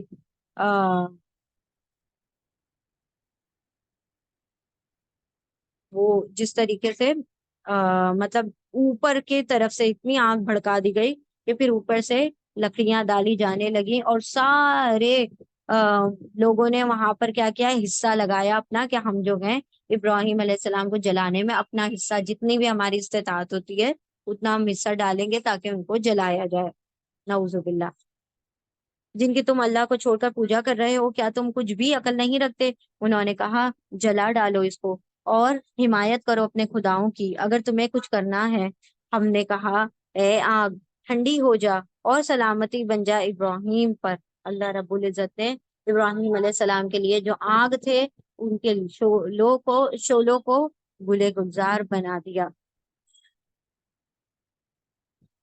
ہم نے کہا اے آگ ٹھنڈی ہو جا اور سلامتی بن جا ابراہیم پر اونی بردن، برد ایسی ٹھنڈک کو کہا جاتا ہے جو نہ نقصان دے، نہ مطلب نہ ایک دم ایکسٹریم ٹھنڈی ہو، نہ بالکل گرم ہو، بلکہ درمیانی ہو، جو بس جسم کو راحت عطا کرے، ورنہ زیادہ بھی برف کیا ہو جاتی، نقصان دے جاتی۔ تو اللہ سبحانہ و تعالیٰ نے اتنی ہی ٹھنڈی کروایا اس آگ کو جتنی ابراہیم علیہ السلام کے لیے ایک سودنگ افیکٹ پیدا ہو جائے اس میں، اور وہ سارے کے ساری آگ پھول بن گئے، گلزار بن گئے۔ ابراہیم وہ چاہتے تھے کہ ابراہیم کے ساتھ برائی کریں، مگر ہم نے ان کو بری طرح ناکام کر دیا، اور ہم نے اسے اور لوط کو بچا لیا۔ اب لوط علیہ السلام کون ہے؟ ابراہیم علیہ السلام کے بھانجے ہیں، وہ چاچا ہیں، وہ بھتیجے، بھانجے کہتے ہیں نا چاچا کا بھتیجا، بھتیجے ہیں لوط علیہ السلام، اور ابراہیم علیہ السلام چاچا ہیں۔ تو جب لوط علیہ السلام دیکھ رہے تھے یہ سارا ماجرا کہ کس طرح سے پھول بن گئے آگ ابراہیم علیہ السلام کے اوپر، لوط علیہ السلام ایمان لے کر آ گئے اور ایمان لائے، اور بس وہی دونوں جو تھے ایمان لے کر آ کر وہاں سے اس بستی سے چلے گئے تھے، اور ہم نے اسے اور لوط علیہ السلام کو بچا کر اس سرزمین کی طرف لے گئے جس میں ہم نے دنیا والوں کے لیے برکتیں رکھی ہیں، یعنی فلسطین اور شام کی سرزمین پر لے گئے جہاں پر برکتیں رکھی ہیں، اور ہم نے اسے اور لوط کو بچا کر اس سرزمین کی طرف لے گئے جس میں ہم نے دنیا والوں کے لیے برکتیں رکھی ہیں، اور ہم نے اسے اسحاق عطا کیا اور یعقوب اسور مزید، اور ہر ایک کو صالح نیک بنایا، باپ پنڈت اور بیٹے اولادیں جو ہیں تھی انبیاؤں میں سے تھی، دونوں نبی تھے، اور ہم نے ان کو امام بنا دیا جو ہمارے حکم سے رہنمائی کرتے تھے، اور ہم نے انہیں وحی کے ذریعے نیک، جو ہمارے حکم سے رہنمائی کرتے تھے، کون؟ نیک لوگ، سارے انبیاء لوگ، یہی جو ان کے اولاد ہیں یعقوب علیہ السلام، اسحاق علیہ السلام، سب دعوت رہنمائی کا کام کرتے، اور ہم نے انہیں وحی کے ذریعے نیک کاموں کے اور نماز قائم کرنے اور زکوٰۃ دینے کی ہدایت کی، اور وہ ہماری عبادت گزار تھے۔ یعنی اللہ نے پھر سے کہا کہ تمام نبیوں کو نماز کا حکم دیا، ان کو زکوٰۃ کا بھی اور عبادت کا بھی حکم دیا، اور لوط علیہ السلام کو ہم نے حکم اور علم بخشا، اور اسے اس بستی سے بچا کر نکال دیا جو بدکاریاں کرتی تھی، جو ایکٹ آف ہومو سیکشوالٹی میں کیا تھے، ملوث تھے۔ تو اللہ سبحانہ تعالیٰ نے اس بستی سے لوط علیہ السلام کو بچا لیا، بچا کر نکال دیا جو بدکاریاں کرتی تھی۔ در حقیقت وہ بڑی ہی بری فاسق قوم تھی، اور لوط علیہ السلام کو ہم نے اپنی رحمت میں داخل کیا، وہ صالح لوگوں میں سے تھا۔ لوط علیہ السلام صالحوں میں سے تھے، نیکوکاروں میں سے تھے، اور یہی نعمت ہم نے نوح علیہ السلام کو دی۔ یاد کرو جبکہ ان سب سے پہلے اس نے ہمیں پکارا تھا، ہم نے اس کی دعا قبول کی اور اسے اور اس کے گھر والوں کو کرب عظیم سے نجات دے دی۔ یعنی نوح علیہ السلام تو ان تمام امتوں سے پہلے آئے تھے، سب جب آئے تھے تو اللہ سبحانہ تعالیٰ سے انہوں نے دعا کی تو اللہ نے رد نہیں کی، اس کی دعا قبول کی، اور اسے اور اس کے گھر والوں کو کرب عظیم سے، بہت عظیم بڑی تکلیف سے بچا لیا، اور اس قوم کے مقابلے میں اس کی مدد کی جس نے ہماری آیات کو جھٹلا دیا تھا۔ وہ بڑے برے لوگ تھے، بس ہم نے ان سب کو غرق کر دیا، اس قوم کے مقابلے میں اس کی مدد کی جس نے ہماری آیات کو جھٹلا دیا تھا۔ وہ بڑے برے لوگ تھے، یعنی ان سب نے نوح علیہ السلام کے میسج کو بھلا دیا، ان کی بیوی تک خیانت کرتی تھی کہ وہ جا کے سب نوح علیہ السلام کا میسج اپنی قوم کو بتا دیتی تھی، اور سلیمان علیہ السلام کو سرفراز کیا۔ یاد کرو وہ موقع جب کہ وہ دونوں ایک کھیت کے مقدمے میں فیصلہ کر رہے تھے، کون؟ سلیمان علیہ السلام اور داؤد علیہ السلام، ایک کھیت کا میٹر آیا، دونوں فیصلہ کر رہے تھے، جبکہ وہ دونوں ایک کھیت کے مقدمے میں فیصلہ کر رہے تھے جس میں رات کے وقت دوسرے لوگوں کی بکریاں پھیل گئی تھی، اور ہم ان کی عدالت خود دیکھ رہے تھے۔ اس وقت ہم نے صحیح فیصلہ سلیمان علیہ السلام کو سمجھا دیا، حالانکہ حکم اور علم ہم نے دونوں ہی کو عطا کیا تھا، داؤد علیہ السلام کے ساتھ ہم نے پہاڑوں اور پرندوں کو مسخر کر دیا،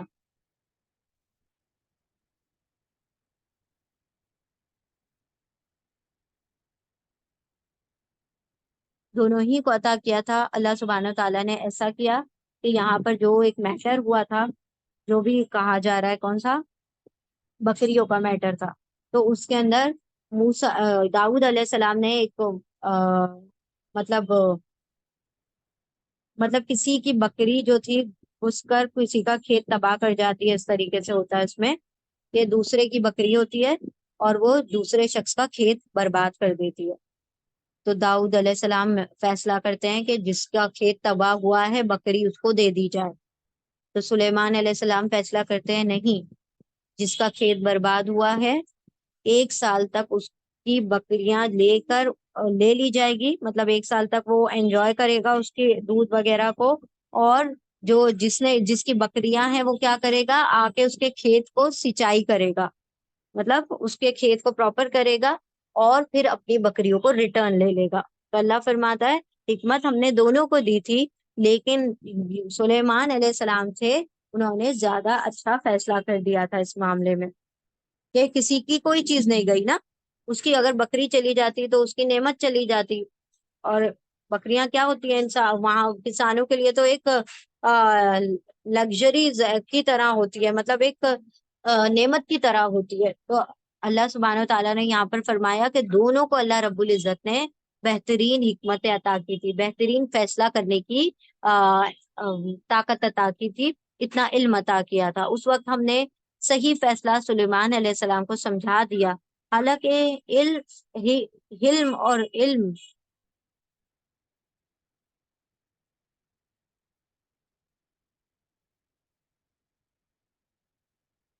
اس وقت ہم نے صحیح فیصلہ سلیمان علیہ السلام کو سمجھا دیا، حالانکہ حکم اور علم ہم نے دونوں ہی کو عطا کیا تھا۔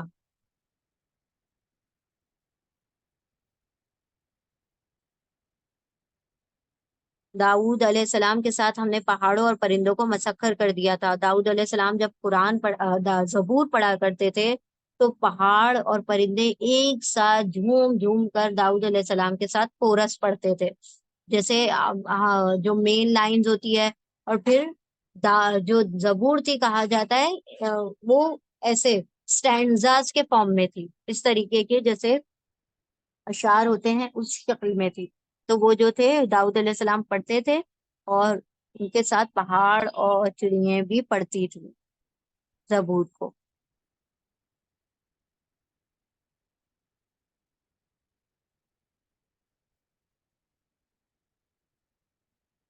داؤد علیہ السلام کے ساتھ ہم نے پہاڑوں اور پرندوں کو مسخر کر دیا تھا، جو تسبیح کرتے تھے اس فعل کے کرنے والے ہم پرندوں کو مسخر کر دیا تھا، جو تسبیح کرتے تھے، اس فعل کے کرنے والے ہم ہی تھے، اور ہم نے اس کو تمہارے فائدے کے لیے زرہ بنانے کی صنعت سکھا دی، یعنی داؤد علیہ السلام کے ہاتھ میں اللہ سبحانہ و تعالیٰ نے یہ تاثیر رکھی تھی کہ جس طرح سے موم نرم ہوتا ہے اس طرح سے داؤد علیہ السلام ہاتھوں میں لوہا لیتے تھے، اور وہ لوہا نرم ہو جاتا تھا، اور وہ کیا کرتے تھے، مولڈ کر لیتے تھے، مطلب اس کو اپنے ہاتھوں سے ہی فارم شیپ دے دیا کرتے تھے، تو اللہ سبحانہ و تعالیٰ نے، اور داؤد علیہ السلام بہت اچھے ایک سولجر بھی تھے، مطلب اچھے ایک سپاہی بھی تھے، ان کو یہ سب بنانا بھی آتا تھا، یہ سارے جو لوہے کے زیرہ بختر جو آرمرز جو پہنے جاتے ہیں، جو جنگ کے وقت وہ سب پہنا جاتا ہے سوٹ، تو وہ سب بھی داؤد علیہ السلام بنایا کرتے تھے، اور ہم نے اس کو تمہارے فائدے کے لیے زرہ بنانے کی صنعت سکھا دی، زرہ مطلب وہ جو فائٹنگ کے وقت آگے پہنا جاتا ہے لوہے کا کپڑا، اس کو کہا جاتا ہے، زرہ بنانے کی صنعت سکھا دی تھی تاکہ تم کو ایک دوسرے کی مار سے بچائے، پھر کیا تم شکر گزار ہو؟ اور سلیمان علیہ السلام کے لیے ہم نے تیز ہوا کو مسخر کر دیا تھا، 1 مہینے کی مسافت سلیمان علیہ السلام کی جو ہوائیں جو ہوتی تھی، وہ ایک مہینے کی جو مسافرت ہوتی تھی اس کو ایک دن میں طے کر لیا کرتے تھے۔ ہم نے تیز ہوا کو مسخر کر دیا تھا جو اس کے حکم سے اس سرزمین کی طرف چلتی تھی، جس میں ہم نے برکتیں رکھی ہیں،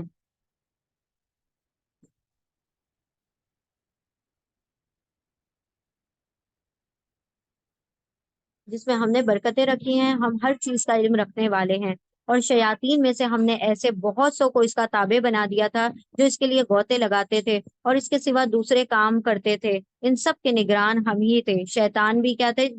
سلیمان علیہ السلام کو اللہ رب العزت نے ان کی دعا پر وہ سلطنت، وہ کنگشپ دی تھی کہ سلیمان علیہ السلام کے لیے پرندے، جن، شیاطین اور ہوا سب چیز مسخر کر رکھی ہوئی تھی۔ سب کی وہ باتیں سمجھتے تھے، سب کی بولیاں سمجھ آتی تھی، اور سب ان کے انڈر کام کیا کرتے تھے۔ حتیٰ کہ جن جو ہوتے تھے، شیاطین جو ہوتے تھے، وہ سلیمان علیہ السلام کے اور بھی بڑے بڑے جو دوسرے کام ہوتے تھے وہ سب بھی کرتے تھے، یعنی سمندروں میں گوتے لگا دینا، بلڈنگ تعمیر کر دینا، یہ سب کام کیا کرتے تھے۔ اور یہی ہوش مندی اور حلم و علم کی نعمت ہم نے ایوب علیہ السلام کو دی تھی۔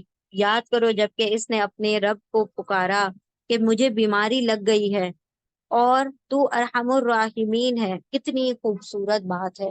یہاں پر دعا دیکھیں، یہ دعا ہے، دعا نہیں ہے یہ، یہاں پر کیا ہے؟ صرف مینشن کیا مجھے بیماری لگ گئی ہے، تو ارحم الراحمین ہے۔ دعا تو ہم یوں مانتے ہیں نا، اللہ شفا دے دے، بیماری بڑی زبردست لگی ہے، شفا دے دے، جلدی سے دے دے۔ ایوب علیہ السلام کہتے ہیں کہ جب اللہ رب العزت نے مجھے بیماری دی تو ہر روز میرا حال پوچھا، اور مجھے وہ اتنا اچھا لگتا تھا کہ بیماری ہمیشہ رہ جائے، یعنی کہ اور پھر اللہ سبحانہ و تعالیٰ نے ایوب علیہ السلام کو بہت سخت بیماری میں مبتلا کیا تھا، اتنی کہ ان کے سارے گھر بار، ان کے بچے بیوی سب چھوڑ کر ان کو چلے گئے تھے، سوائے ایک بیوی کے، باقی سب نے ان کو چھوڑ دیا تھا، ایسی بیماری شدت والی بھی تھی۔ لیکن ان کا صبر جو ہے وہ اس پر صبر کرتے رہے، کبھی اللہ سے شکایت نہیں کی، تو اللہ رب العزت نے کیا کیا؟ ان کو شفا دی، اور شفا بھی ایسی دی کہ اللہ سبحانہ و تعالیٰ نے مطلب کچھ پانی تھا، اللہ کے اذن سے اس میں انہوں نے، ان کو کہا گیا کہ ڈبکی لگائی جائے، تو پھر اس کے بعد اللہ سبحانہ و تعالیٰ نے ان کو پاک کر دیا، بیماری سے شفا عطا کر ایوب علیہ السلام کو دی تھی۔ یاد کرو جب کہ اس نے اپنے رب کو پکار کر کہا مجھے بیماری لگ گئی ہے اور تو ارحم الراحمین ہے۔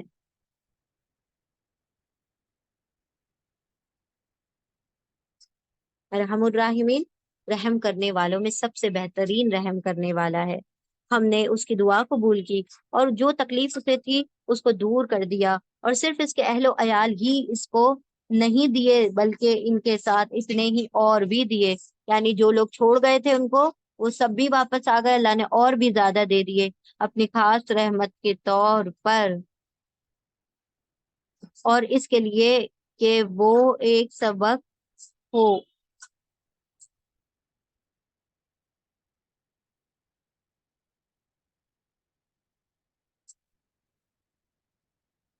بسم اللہ الرحمن الرحیم۔ ہاں جی، اور اللہ نے کیا کیا؟ ان کے جو اہل و عیال تھے، ان کے جو فیملی ممبرس تھے، ان کو چھوڑ کے چلے گئے، اللہ نے اس سے بھی زیادہ ان کو بڑھا کر دے دی اپنی خاص رحمت کے طور پر، اور اس لیے کہ یہ ایک سبق ہو عبادت گزاروں کے لیے۔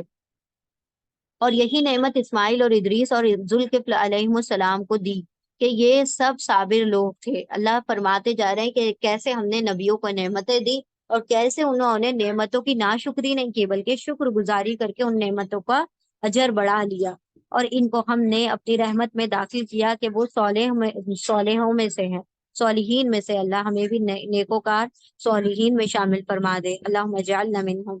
اور مچھلی والے کو یعنی ذوالنون کون ہے؟ یونس علیہ السلام کو بھی ہم نے نوازا۔ یاد کرو جب کہ وہ بگڑ کر چلا گیا تھا اور سمجھا تھا کہ ہم اس کی گرفت نہ کریں گے، انہوں نے سوچا کہ اللہ کیا کرتے ہیں، ہمیشہ عذاب دینے سے پہلے نبیوں کو کہتے چلے جاؤ، تو میں ایسا کرتا ہوں، چلا جاتا ہوں اور قوم کے اوپر عذاب آ جائے گا۔ اپنی مرضی سے وہ چلے گئے بغیر اللہ کے پرمیشن کے، تو اللہ سبحانہ و تعالیٰ نے کیا کیا تھا؟ ان کو مچھلی کے پیٹ میں قید کر دیا تھا۔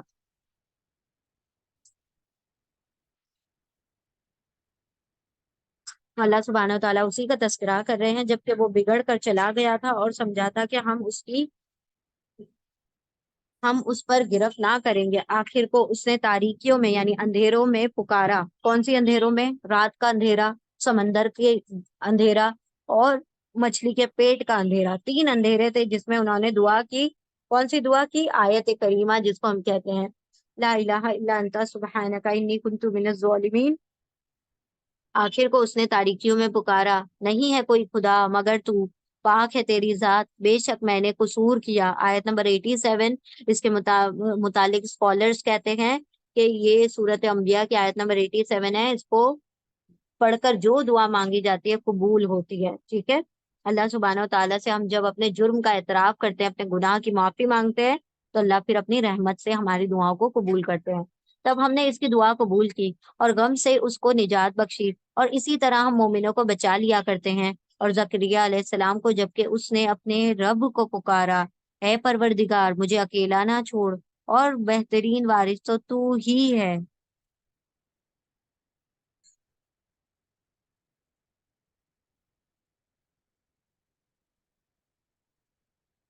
है परवरदिगार मुझे अकेला ना छोड़, और बेहतरीन वारिस तो तू ही है। तो ये कौन दुआ कर रहा है? जकरिया अलैहिस्सलाम अपनी औलाद के लिए दुआ कर रहे हैं। बस हमने उसके उसकी दुआ कबूल की और उसे याह्या अता फरमा दिया। यह आयत नंबर 89 भी दुआ है, रब्बी ला तदरनी फर्दन व अंता खैरुल वारिसीन।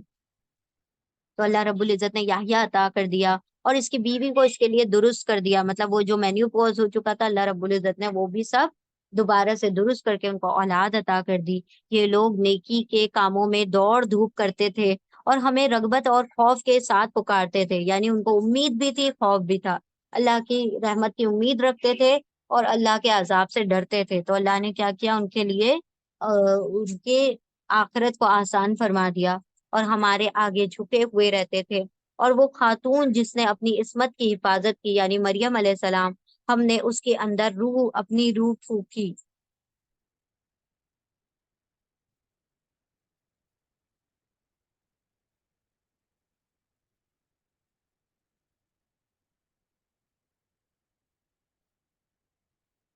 उसके अंदर अपने रूह से फूका और उसे और उसके बेटे को दुनिया भर के लिए निशानी बना दिया। ये तुम्हारी उम्मत, यानी ईसा अलैहिस्सलाम को और मरियम अलैहिस्सलाम को अल्लाह ने निशानी बना दिया। ये तुम्हारी उम्मत हकीकत में एक ही उम्मत है और मैं तुम्हारा रब हूँ, बस तुम मेरी ही इबादत करो। मगर ये लोगों की कारस्तानी है कि उन्होंने आपस में दीन को टुकड़े टुकड़े कर डाला। सबको हमारी तरफ पलटना है। फिर जो नेक अमल करेगा उस हाल में कि वो मोमिन भी हो, यानी ईमान हो और नेक अमल हो, तो उसके काम की नाकदरी ना, मतलब अल्लाह रब्बुल इज्जत उसको अप्रिशिएट करेंगे, नाकदरी ना होगी। और उसे हम लिख रहे हैं, यानी कि एक चीज का प्रूफ भी बना रहे हैं कि तुमने क्या अमल किया है, ताकि तुमको उसका पूरा अजर दिया जाए। और मुमकिन नहीं है कि जिस बस्ती को हमने हलाक कर दिया हो वो फिर पलट सके। अल्लाह ने फिर दोबारा से उसको दोबारा नहीं पलटाया, यहाँ तक कि जब याजूज और माजूज खोल दिए जाएंगे। अब ये हमने सूर्य कहफ में पढ़ा था कल, क्या उनको जुल्करनैन ने कैद कर दिया। अब कयामत से पहले ये लोग क्या होंगे? आजाद हो जाएंगे। माजूज खोल दिए जाएंगे और हर बुलंदी से वो निकल पड़ेंगे।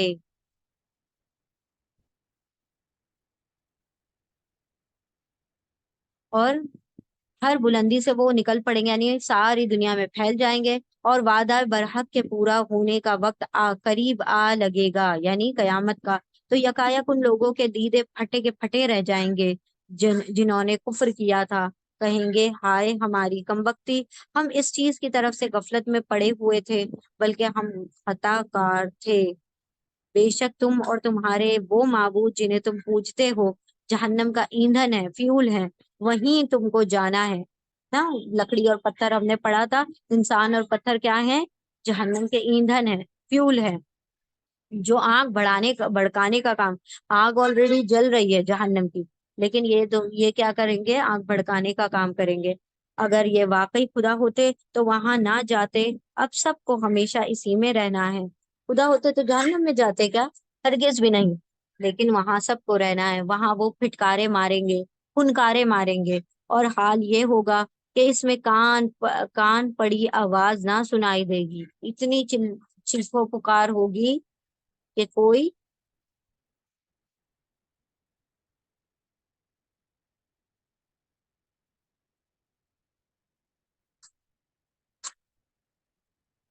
वहां वो फिटका फुनकारे मारेंगे اور حال یہ ہوگا کہ اس پہ کان پڑی آواز نہ سنائی دے گی۔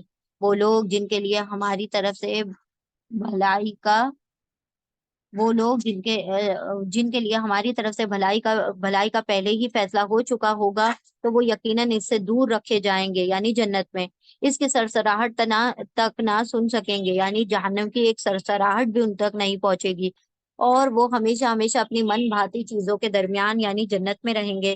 وہ انتہائی گھبراہٹ کا وقت ان کو ذرا پریشان نہ کرے گا، یعنی موت کا جو گھبراہٹ کا وقت ہوتا ہے سکرات کا، وہ ان کو پریشان نہ کرے گا، اور ملائکہ بڑھ کر ان کو ہاتھوں ہاتھ لیں گے کہ یہ تمہارا وہی دن ہے جس کا تم سے وعدہ کیا جاتا تھا، یعنی موت کا اور آخرت کا وہ دن، جبکہ اس آسمان کو ہم یوں لپیٹ کر رکھ دیں گے جیسے تومار میں اوراق لپیٹ دیے جاتے ہیں، جیسے ہم کیسے پیپر کو فولڈ کرتے ہیں لمبا لمبا اور اس کے رول بنا لیتے ہیں، تو پیپر کو جس طرح سے رول کر کے رول بنا لیا جاتا ہے، لپیٹ کے رول بنایا جاتا ہے، اس طرح اللہ رب العزت قیامت میں آسمان کو لپیٹ کر رول بنا دیں گے۔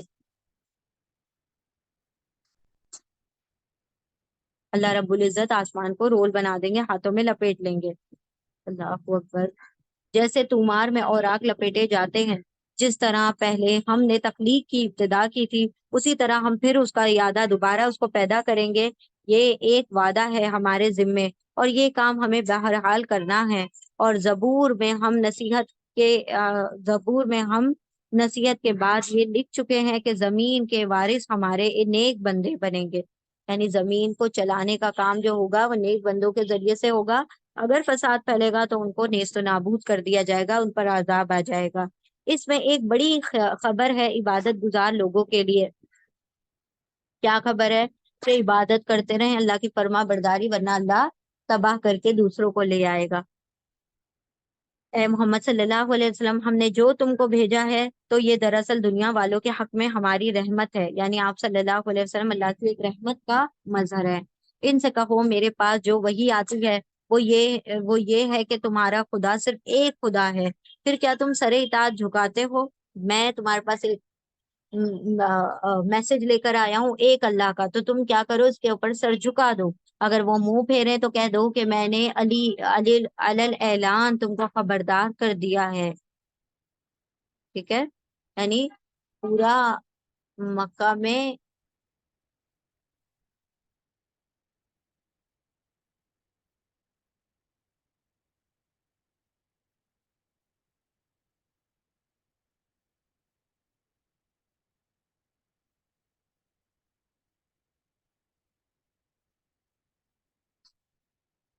میرے پاس وہ جو وحی آتی ہے، ان سے کہو میرے پاس جو وحی آتی ہے وہ یہ ہے کہ تمہارا خدا صرف ایک خدا ہے، پھر کیا تم سر اطاعت جھکاتے ہو؟ کیا تم سرنڈر کرتے ہو؟ اگر وہ منہ پھیرے تو کہہ دو کہ میں نے علل اعلان اوپنلی، مطلب اناؤنس کر دیا، تم کو خبردار کر دیا ہے۔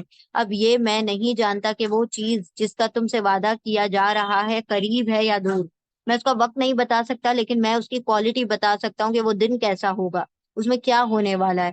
تو وقت تو جب آئے گا تب آئے گا، تم اس کی تیاری کر لو۔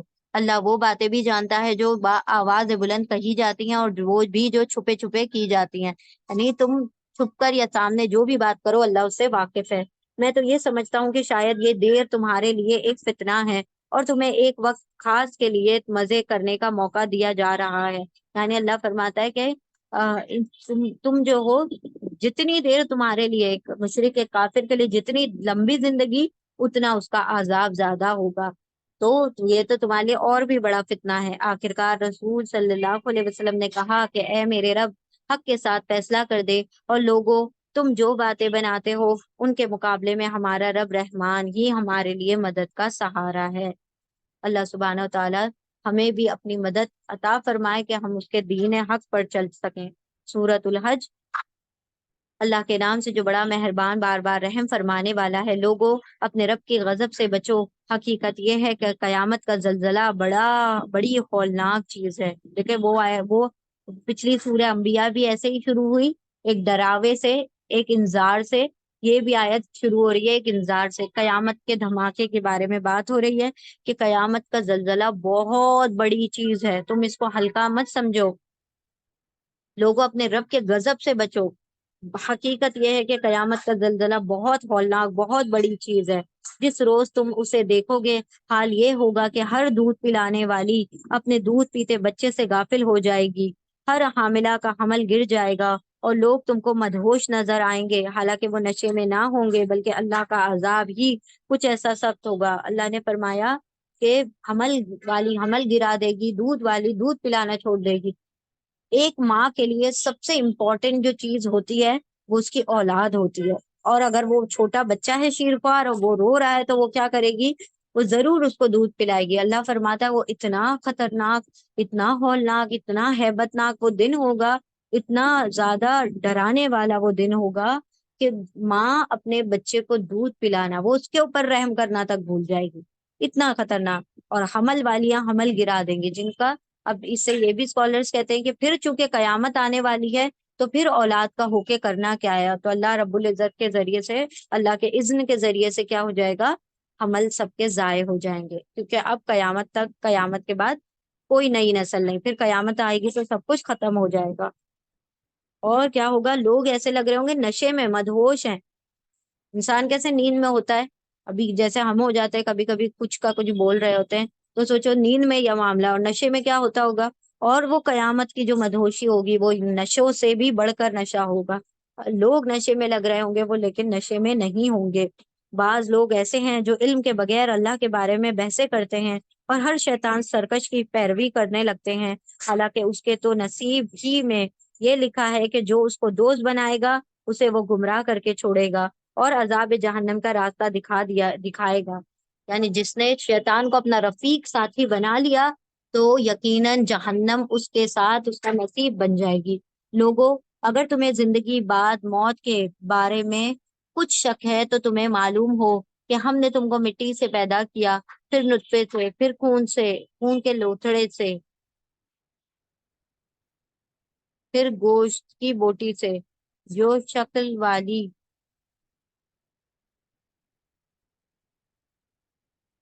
نطفے سے، پھر خون کے لوتھڑے سے، پھر گوشت کی بوٹی سے، جو شکل بنائے گا۔ اعوذ باللہ من الشیطان الرجیم، بسم اللہ الرحمن الرحیم۔ تو تمہیں معلوم ہو کہ ہم نے تم کو مٹی سے پیدا کیا۔ اب دیکھیں یہاں پر اللہ سبحانہ و تعالیٰ ان لوگوں کو بتا رہے ہیں کہ جو لوگ سمجھ رہے ہیں کہ اللہ دوبارہ پیدا کرنے پر، اللہ دوبارہ زندگی دینے پر قدرت نہیں رکھتا، تو ذرا وہ یہ لوگ یاد کریں کہ تم کیا تھے پہلے؟ کچھ بھی نہیں تھے، پھر اللہ نے تم کو زندگی عطا کی، پھر تم کو موت دے گا، پھر تم کو اٹھائے گا۔ تو تم کو موت کے بعد اٹھائے جانے پہ شک ہے نا؟ تو موت کے بعد اٹھائے جانا کس فارم میں ہے؟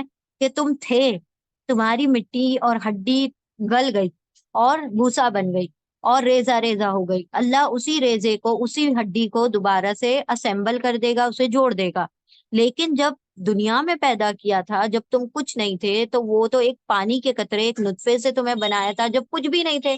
یہ تو تمہاری مٹی کو اللہ جوڑے گا، تو تمہیں اس بات میں کیوں شک ہے؟ یہاں پر کیوں نہیں شک آتا کہ اللہ کیسے بنائے گا، ماں کے رحم میں کیسے بنا دے گا؟ تو اللہ سبحانہ و تعالیٰ یہاں پر اس چیز کا کیا کر رہے ہیں؟ ایویڈنس دے رہے ہیں کہ مٹی سے پیدا کیا، پھر نطفے سے، پھر خون کے لوتھڑے سے۔ خون کا لوتھڑا یہاں پر اس کو کہا جاتا ہے جو، اللہ اکبر، لیچ ہوتا ہے نا، لیچ، لیچ اگر آپ جونک، جونک جیسا ماں کے اس پہ علقہ جس کو کہا جاتا ہے، علقہ، علقہ کہا جاتا ہے، علق ہونا کسی چیز کا لٹک جانا۔ تو باڈی کے اندر جو ماں کے رحم میں جو، جب سیکنڈ سٹیج آتی ہے، نطفے کے بعد، سپرم کے بعد جو میٹنگ ہوتی ہے، پھر اللہ سبحانہ و تعالیٰ اس کو کیا بناتے ہیں؟ نطفے سے خون کی پھٹک بناتے ہیں، خون کے لوتھڑے کو، وہ لیچ لائک سبسٹینس ہوتا ہے جو کہ اس پہ لٹک رہا ہوتا ہے، تو وہ جو ہوتا ہے وہ اس سے کھانا غذا سب کر کے پھر بڑا ہوتا ہے، پھر گوشت اس کی بوٹی بن جاتا ہے، پھر اس سے شکل والی بھی ہوتی ہے اور بے شکل کی بھی ہوتی ہے۔ یہ ہم اس لیے بتا رہے ہیں تاکہ تم پر حقیقت واضح کر دیں۔ اگر آج ہمارے پاس اتنی زیادہ سائنس نے ترقی کر لی ہے کہ ماں کا پورا فرسٹ ڈے سے لے کر، کنسیپشن سے لے کر ٹل ڈیلیوری، جو بھی چینجز ہوتے ہیں وہ سب کچھ کیا ہوتا ہے؟ دکھائی دے رہا ہوتا ہے کہ بچہ کیسا ہو گیا، اب کیسا ہو گیا، اور اب کیسا ہو گیا، تاکہ تم پر حقیقت واضح کر دے۔ یا یہ اللہ رب العزت کی کیا ہے؟ یہ اللہ سبحانہ تعالیٰ بتا رہے ہیں کہ کتنی سی بوند سے اللہ نے اتنا بڑا بچہ بنا دیا، تو اس کے لیے اس مرنے والے کی مٹی سے دوبارہ اس کو بنانا کوئی مشکل بات نہیں، تاکہ تم پر حقیقت واضح کر دے۔ ہم جس نطفے کو چاہتے ہیں ایک وقت خاص تک رحموں میں ٹھہرائے رکھتے ہیں، پھر تم کو ایک بچے کی صورت میں نکال لاتے ہیں، پھر تمہیں پرورش کرتے ہیں تاکہ تم اپنی پوری جوانی کو پہنچو، اور تم میں سے کوئی پہلے ہی واپس بلا لیا جاتا ہے جوانی سے پہلے، اور کوئی بدترین عمر کی طرف پھیر دیا جاتا ہے۔ بدترین عمر یعنی ایسی عمر جس میں انسان اپنے آپ کو بھول جاتا ہے، اپنے لوگوں کو بھولنا شروع کر دیتا ہے، لوگوں کے اوپر ڈپینڈ ہو جاتا ہے، ارذل العمر۔ اللہ کے رسول نے کہا اس عمر سے پناہ مانگو جس میں انسان کیا ہو جاتا ہے، دوسروں کا محتاج ہو جاتا ہے، جب سب کچھ بھولنے لگتا ہے اور لوگ اسے بوجھ سمجھنے لگتے ہیں۔ تو ایسی ارذل عمر سے، اور ہم تو کیسی لمبی لمبی عمریں مانگتے ہیں۔ آپ صلی اللہ علیہ وسلم نے کہا ارذل عمر سے پناہ مانگو، تاکہ سب کچھ جاننے کے بعد پھر کچھ نہ جانے۔ اور تم یعنی اتنا علم تھا، زندگی بھر ایکسپیرینس حاصل کیے، سب کچھ مشاہدے کیے، اور پھر ایک عمر ایسی آئی کہ سب کچھ بھول گیا، سب جان کر بھی بے علم ہو گیا۔ اور تم دیکھتے ہو کہ زمین سوکھی پڑی ہے، پھر جہاں ہم نے اس پر مہ برسایا، ایسے ہی ہوتا ہے نا، ایک زمین سوکھی پڑی ہے اس کے اوپر مہ برسایا یعنی پانی کا ایک قطرہ آیا، برسایا، یکایا وہ پھبک اٹھی اور پھول گئی، اور اس نے ہر قسم کی خوش منظر نباتات اگلنے شروع کر دیے۔ ایسے ہی انسان کا معاملہ ہے کہ پانی کے قطرے سے پورا اگ جاتا ہے، بن جاتا ہے، پیدا ہو جاتا ہے۔ اسی طرح سے زمین کا بھی معاملہ ہے کہ اللہ سبحانہ و تعالیٰ بنجر زمین کو پانی سے سرسبز و شاداب کرتا ہے، پھر اللہ اس کے ذریعے سے پھل اور سبزیاں اگا دیتا ہے۔ یہ سب کچھ اس وجہ سے ہے کہ اللہ ہی حق ہے، اور وہ مردوں کو زندہ کرتا ہے، اور وہ ہر چیز پر قادر ہے۔ اور یہ اس بات کی دلیل ہے کہ قیامت کی گھڑی آ کر رہے گی، اس میں کسی شک کی گنجائش نہیں، اور اللہ ضرور ان لوگوں کو اٹھائے گا جو قبروں میں جا چکے ہیں۔ بعض اور لوگ ایسے ہیں جو کسی علم اور ہدایت اور روشنی بخشنے والی کتاب کے بغیر گردن اکڑائے ہوئے ہیں، خدا کے بارے میں جھگڑتے ہیں تاکہ لوگوں کو راہ خدا سے بھٹکا دیں۔ ایسے شخص کے لیے دنیا میں رسوائی ہے، اور قیامت کے روز اس کو ہم آنکھ کے عذاب کا مزہ چکھائیں گے۔ اللہ کے بارے میں بغیر علم کے بحثیں کرتے ہیں تو اللہ فرماتا ہے ایسے لوگ قیامت کے دن عذاب الہی میں مبتلا ہوں گے۔ یہ ہے تیرا وہ مستقبل یعنی فیوچر جو تیرے اپنے ہاتھوں نے تیرے لیے تیار کیا ہے، ورنہ اللہ اپنے بندے پر ظلم کرنے والا نہیں۔ اللہ نے فرما دیا کہ بندے اپنا اپنا مستقبل، اپنا اپنا فیوچر خود تیار کر رہے ہیں، اللہ کی فرما برداری یا نافرمانی کر کے۔ اور یہ اس میں اللہ نے کوئی ظلم نہیں کیا، تم نے جو چاہا اپنے ساتھ اپنا معاملہ کیا، اپنی کتاب ویسے لکھی جیسا تم چاہتے تھے۔ اور لوگوں میں کوئی ایسا ہے جو کنارے پر رہ کر اللہ کی بندگی کرتا ہے، یعنی ٹھنڈے ٹھنڈے مسلمان۔ ہم ابھی کہاں کھڑے ہیں؟ ساحل سمندر پر۔ ہم نہ پیر ڈالیں گے پانی میں، نہ گوتا کھائیں گے، ہم یہیں دور سے کھڑے ہو کے ساحل سمندر پر نظارہ کریں گے۔ اللہ فرماتا ہے ان کو آزمائشوں سے بھی گزرنا پڑے گا، جو اللہ سبحانہ و تعالیٰ آزمائشیں ڈالے اس سے بھی پورا اترنا پڑے گا، اور اللہ رب العزت جو چاہے وہ کر کے دکھانا بھی پڑے گا، تب جا کے اللہ سبحانہ و تعالیٰ کیا کریں گے، تم کو جنت دیں گے۔ انسان چاہتا ہے کہ کیا کریں، بس 5 ٹائم کی نماز پڑھ لیں، قرآن پڑھ لیں، ہو گئے مسلمان۔ نہیں، اور جب آزمائش آئے، جب صدقہ کرنے کا وقت آئے، جب مال خرچ کرنے کا وقت آئے، جب وقت لگانے کا وقت آئے، جب دین کو وقت دینے کی باری آئے، اپنے سکلز یوز کرنے کا وقت آئے، تو انسان کیا کر جائے، پیچھے ہٹ جائے۔ تو اللہ سبحانہ و تعالیٰ یہاں پر فرما رہے ہیں کہ کچھ لوگ کنارے کنارے پر کھڑے ہو کے مسلمان ہونا چاہتے ہیں، وہ بالکل بھی سمندر میں غوطہ لگانا نہیں چاہتے، کنارے پر رہ کر اللہ کی بندگی کرتا ہے، اگر فائدہ ہو تو مطمئن ہو گیا، اور جو کوئی مصیبت آ گئی تو الٹا پھر گیا۔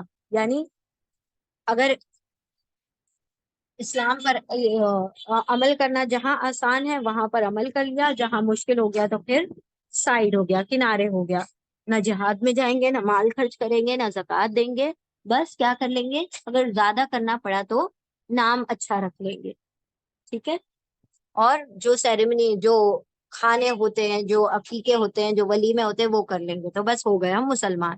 تو اللہ رب العزت فرماتے ہیں کہ یہ ایسے مسلمان نہیں چاہیے، کنارے پہ کھڑے ہونے والے، اگر فائدہ ہو تو مطمئن ہو گیا، اور جو کوئی مصیبت آ گئی تو الٹا پھر گیا، اس کی دنیا بھی گئی اور آخرت بھی یہ ہے سری خسارہ، آخرت بھی خسارے والی ہے، نقصان والی ہے۔ پھر وہ اللہ کو چھوڑ کر ان کو پکارتا ہے جو نہ اس کو نقصان پہنچا سکتے ہیں نہ فائدہ۔ گمراہی کی انتہا ہے، یعنی یہ کتنی بڑی گمراہی ہے کہ ایسے شخص کو، ایسے بتوں کو، ایسی شخصیت کو پکار رہا ہے جو خود اپنے لیے محتاج ہیں، لاچار ہیں۔ وہ ان کو پکارتا ہے جن کا نقصان ان کے نفع سے قریب تر ہے۔ بدترین ہے اس کا مولا اور بدترین ہے اس کا رفیق، یعنی اللہ نے فرما دیا کہ یہ ایسے لوگوں کو جو اپنا ولی بنا لے، اپنا ماسٹر بنا لے، اپنا دوست بنا لے، وہ سب سے بڑا بدترین اس کا دوست، اس کا رفیق ہے، جو نہ اس کو فائدہ پہنچا سکتا ہے نہ نقصان پہنچا سکتا ہے۔ اس کے برعکس اللہ ان لوگوں کو جو ایمان لائے اور جنہوں نے نیک عمل کیے یقیناً ایسی جنتوں میں داخل کرے گا جن کے نیچے نہریں بہ رہی ہوں گی۔ اللہ کرتا ہے جو کچھ کرنا چاہتا ہے۔ جو شخص یہ گمان رکھتا ہو کہ اللہ دنیا اور آخرت میں اس کی کوئی مدد نہ کرے گا، اسے چاہیے کہ ایک رسی کے ذریعے آسمان تک پہنچ کر شگاف لگائے، یعنی ایک سوراخ کرے آسمان میں، پھر دیکھ لے کے آیا اس کی تدبیر کسی ایسی چیز کو رد کر سکتی ہے جو اس کو ناگوار ہو۔ یعنی بندہ جائے اور اللہ کی تدبیر کو آسمان پھاڑ کر اس میں جائے اور اللہ کے ہاتھوں کو نعوذ باللہ روک دے۔ ایسا اگر اس کو برا لگ رہا ہے کوئی چیز کا اللہ کا کرنا، تو وہ ایسا کر کے دکھائے اگر وہ کر سکتا ہے تو۔ کیا وہ کر سکتا ہے؟ ہرگز بھی وہ نہیں کر سکتا۔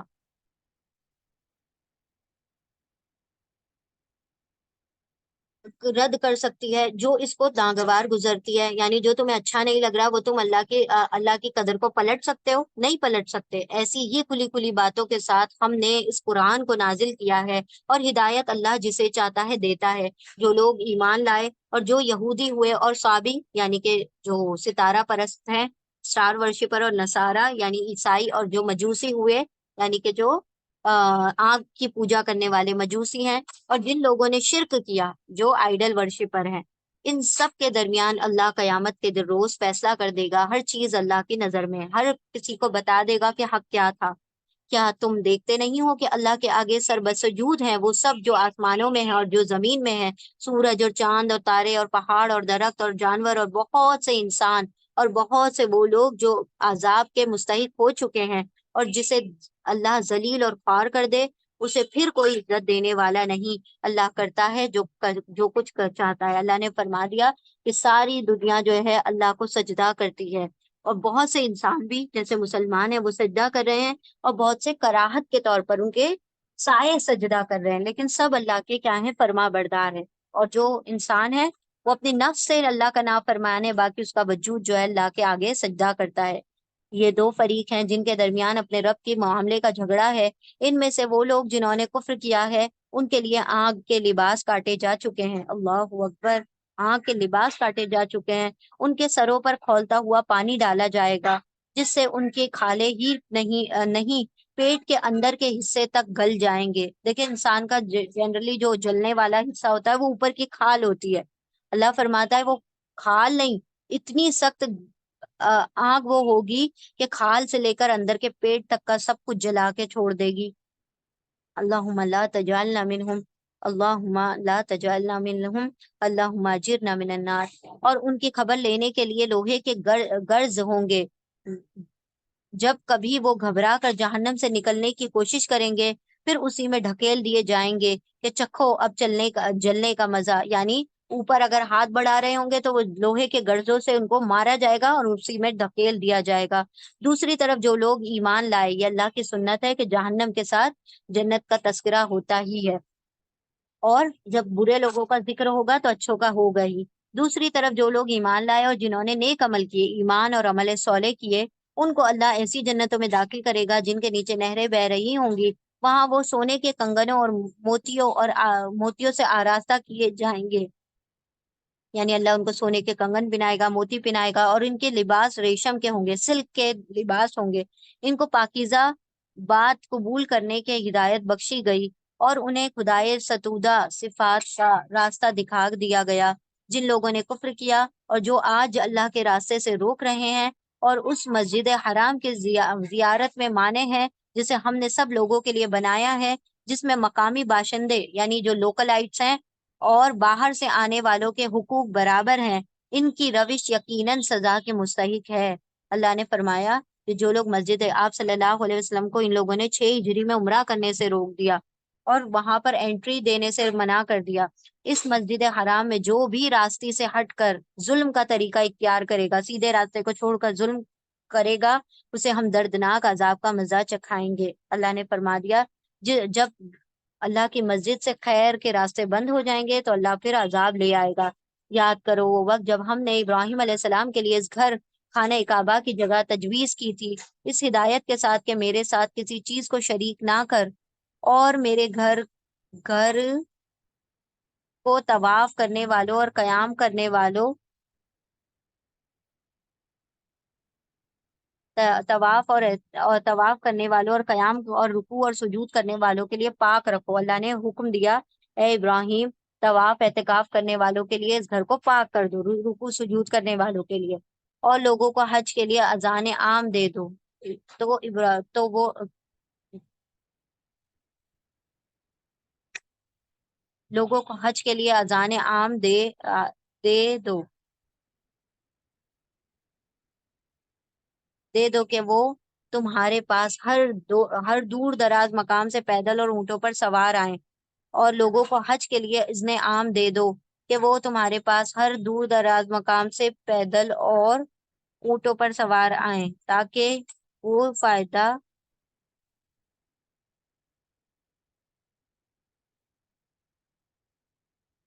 اب یہاں پر بتایا جا رہا ہے کہ حج کے لیے آپ صلی اللہ علیہ وسلم سے حکم دیا گیا کہ ان کو حج پر آنے کے لیے دے دو، کیونکہ لوگ پیدل بھی آئیں گے، سواریوں پر بھی آئیں گے، اونٹوں پر بھی آئیں گے، تو لوگوں کو، مسلمانوں کو سب حج پر آنے کی اجازت دے دو تاکہ وہ فائدہ دیکھیں جو یہاں ان کے لیے رکھے گئے ہیں، اور چند مقرر دنوں میں ان جانوروں پر اللہ کا نام لیں جو اس نے انہیں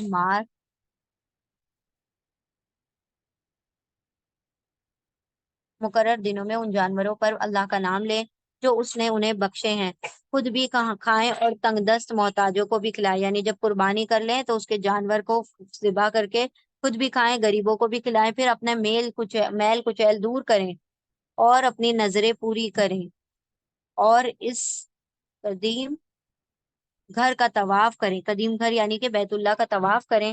یہ تھا تعمیر کعبہ کا مقصد، اور جو کوئی اللہ کی قائم کردہ حرمتوں کا احترام کرے تو یہ اس کے رب کے نزدیک خود اسی کے لیے بہتر ہے۔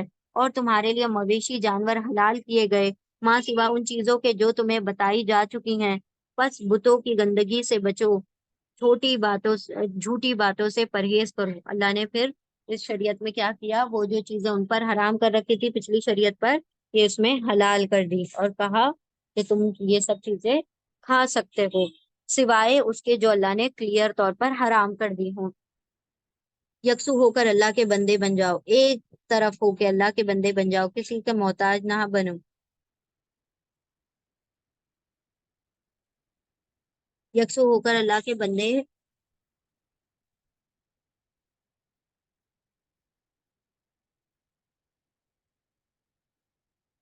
یکسو ہو کر اللہ کے بندے بنو، اس کے ساتھ کسی کو شریک نہ کرو، اور جو کوئی اللہ کے ساتھ شرک کرے تو گویا وہ آسمان سے گر گیا، اب یا تو اسے پرندے اچک لے جائیں گے یا ہوا اس کو ایسی جگہ لے جا کر پھینک دے گی جہاں اس کے چتڑے اڑ جائیں گے۔ اللہ فرماتا ہے کہ شرک کرنے والے کا معاملہ ایسا ہے جیسے کہ کوئی آسمان سے گرتا ہو، تو اس کے گرنے کی کیا حیثیت ہوتی ہے کہ وہ کوئی اس کو پرندہ اٹھا کے لے جائے گا یا ہوا اس کو پھینک دے گی، یعنی نہ وہ ادھر کا ہے نہ ادھر کا ہے، وہ بے یارو مددگار ہے شرک کرنے والا۔ یہ ہے اصل معاملہ، اے سمجھ لو، اسے سمجھ لو، یہ ہے اصل معاملہ، اور جو اللہ کے مقرر کردہ شعائر یعنی اللہ کی نشانیوں کا احترام کرے، اس کی عزت کرے، اس کو آنر دے، تو یہ دلوں کے تقوی سے ہے۔ اللہ کی نشانیوں کا احترام کرنا دل کے تقوی کو ظاہر کرتا ہے۔ اللہ کی نشانیاں بہت ساری ہیں نا، اللہ نے بہت ساری نشانیاں بتائی، کعبۃ اللہ اللہ کی نشانی ہے، اور پھر مقام ابراہیم اللہ کی نشانی ہے، مزدلفہ اللہ کی نشانی ہے، یہ ساری چیزیں جیسے اللہ کی نشانیاں ہیں تو ان کا احترام کرو۔ تمہیں ایک وقت مقرر تک ان بدی کے جانوروں سے فائدہ ہدی، ناٹ بدی، ہدی، ہدی مطلب سوری، ہدی قربانی کے جانور، تمہیں ایک وقت مقرر تک ان ہدی قربانی کے جانوروں سے فائدہ اٹھانے کا حق ہے، یعنی کہ تم اگر ان کی سواریاں کرنا چاہتے ہو یا ان کا دودھ لینا چاہتے ہو تو لے سکتے ہو۔ پھر ان کے قربان کرنے کی جگہ اسے قدیم گھر کے پاس یعنی بیت اللہ کے پاس قربان کر دو۔ ہر امت کے لیے ہم نے قربانی کا ایک قاعدہ مقرر کر دیا ہے تاکہ اس امت کے لوگ ان جانوروں پر اللہ کا نام لیں جو اس نے ان کو بخشے ہیں۔ ان مختلف طریقوں کے اندر مقصد ایک ہی ہے، بس تمہارا خدا ایک ہی خدا ہے اور اسی کے تم مطیع فرمان ہو۔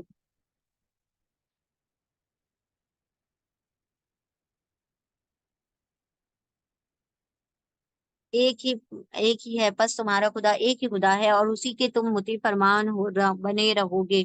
اور اے نبی صلی اللہ علیہ وسلم، بشارت دے دو عاجزانہ روش اختیار کرنے والوں کی، جن کا حال یہ ہے کہ اللہ کا ذکر سنتے ہیں تو ان کے دل کانپ اٹھتے ہیں، جو مصیبت تک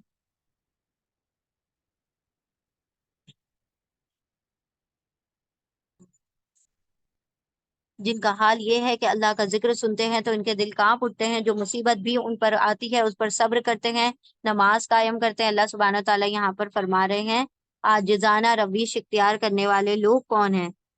جن کو اللہ نے بشارت دی ہے وہ یہ لوگ ہیں کہ اللہ کا ذکر سنتے ہیں تو دل کانپتے ہیں۔ دل کب کانپیں گے؟ جب سنیں گے، اور سننے کے لیے غور و فکر ضروری ہے، یعنی ایسا سرسری نہ سنیں کہ کان سے دل تک پہنچے ہی نہ، بلکہ اس کو صحیح ڈھنگ سے سنیں۔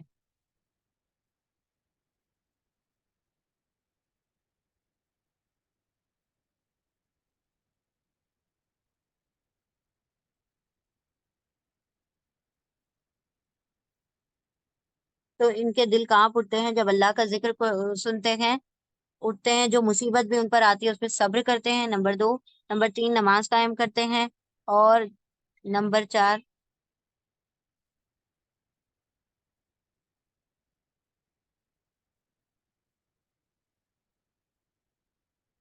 حال یہ ہے کہ اللہ کا ذکر سنتے ہیں تو ان کے دل کانپ اٹھتے ہیں، جو مصیبت بھی ان پر آتی ہے صبر کرتے ہیں، نماز قائم کرتے ہیں، جو رزق ہم نے ان کو دیا ہے اس میں سے خرچ کرتے ہیں، اور قربانی کے اونٹوں کو ہم نے تمہارے لیے شاعر اللہ میں شامل کیا۔ اللہ نے ایک نشانی بتا دی کہ اگر قربانی کی نیت سے اونٹ لایا جائے تو وہ اللہ کی نشانی ہے۔ کیوں اللہ نے اس لیے اس کو نشانی مینشن کر دیا؟ کہ دیکھیں ان لوگوں نے کیا کیا تھا، اللہ کی اونٹنی کو کٹ کر دیا تھا۔ اللہ نے فرمایا یہ میری نشانیوں میں سے ہے، قربانی کے لیے لائے ہو، تمہارے لیے ان میں بھلائی ہے، بس انہیں کھڑا کر کے ان پر اللہ کا نام لو، اور جب قربانی کے بعد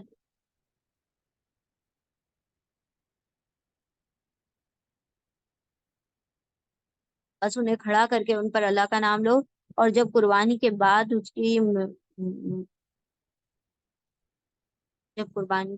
کی پیٹھیں زمین پر ٹک جائیں، یعنی اونٹ کو ذبح کرنے کا نہر کا طریقہ بتایا جا رہا ہے۔ اونٹ کو ذبح کرنے کو کہا جاتا ہے نہر۔ نہر کا مطلب ہوتا ہے اونٹ بڑا جانور ہے، اس کو لٹا دینا بہت مشکل کام ہے، اس لیے اس کو کھڑا کھڑا ذبح کر دیا جاتا ہے، کھڑا کھڑا اس میں گلے میں سلٹ لگائی جاتی ہے، جب وہ خون بہتا ہے تو کمزوری سے خود گرتا ہے وہ۔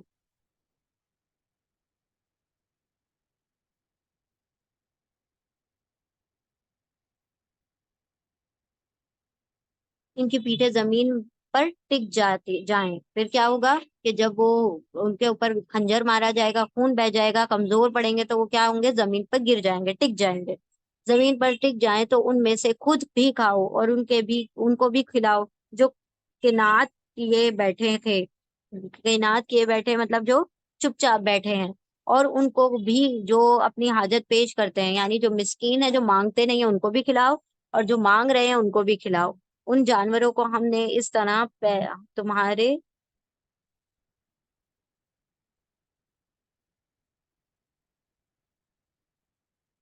اور ان کو بھی جو اپنی حاجت پیش کریں، ان جانوروں کو ہم نے اس طرح تمہارے لیے مسخر کیا ہے تاکہ تم شکریہ ادا کرو۔ نہ ان کے گوشت اللہ کو پہنچتے ہیں نہ خون۔ یہاں پر بتا دیا گیا قربانی کا مقصد کیا ہے۔ قربانی کا مقصد ہے تقوی حاصل کرنا، اللہ کی پرہیزگاری حاصل کرنا۔ نہ آپ کی قربانی کا گوشت، نہ خون، نہ کوئی اور چیز اللہ کو پہنچتی ہے۔ نہ نہ تو ان کی کوئی گوشت نہ تو ان کے گوشت اللہ کو پہنچتے ہیں، نہ خون۔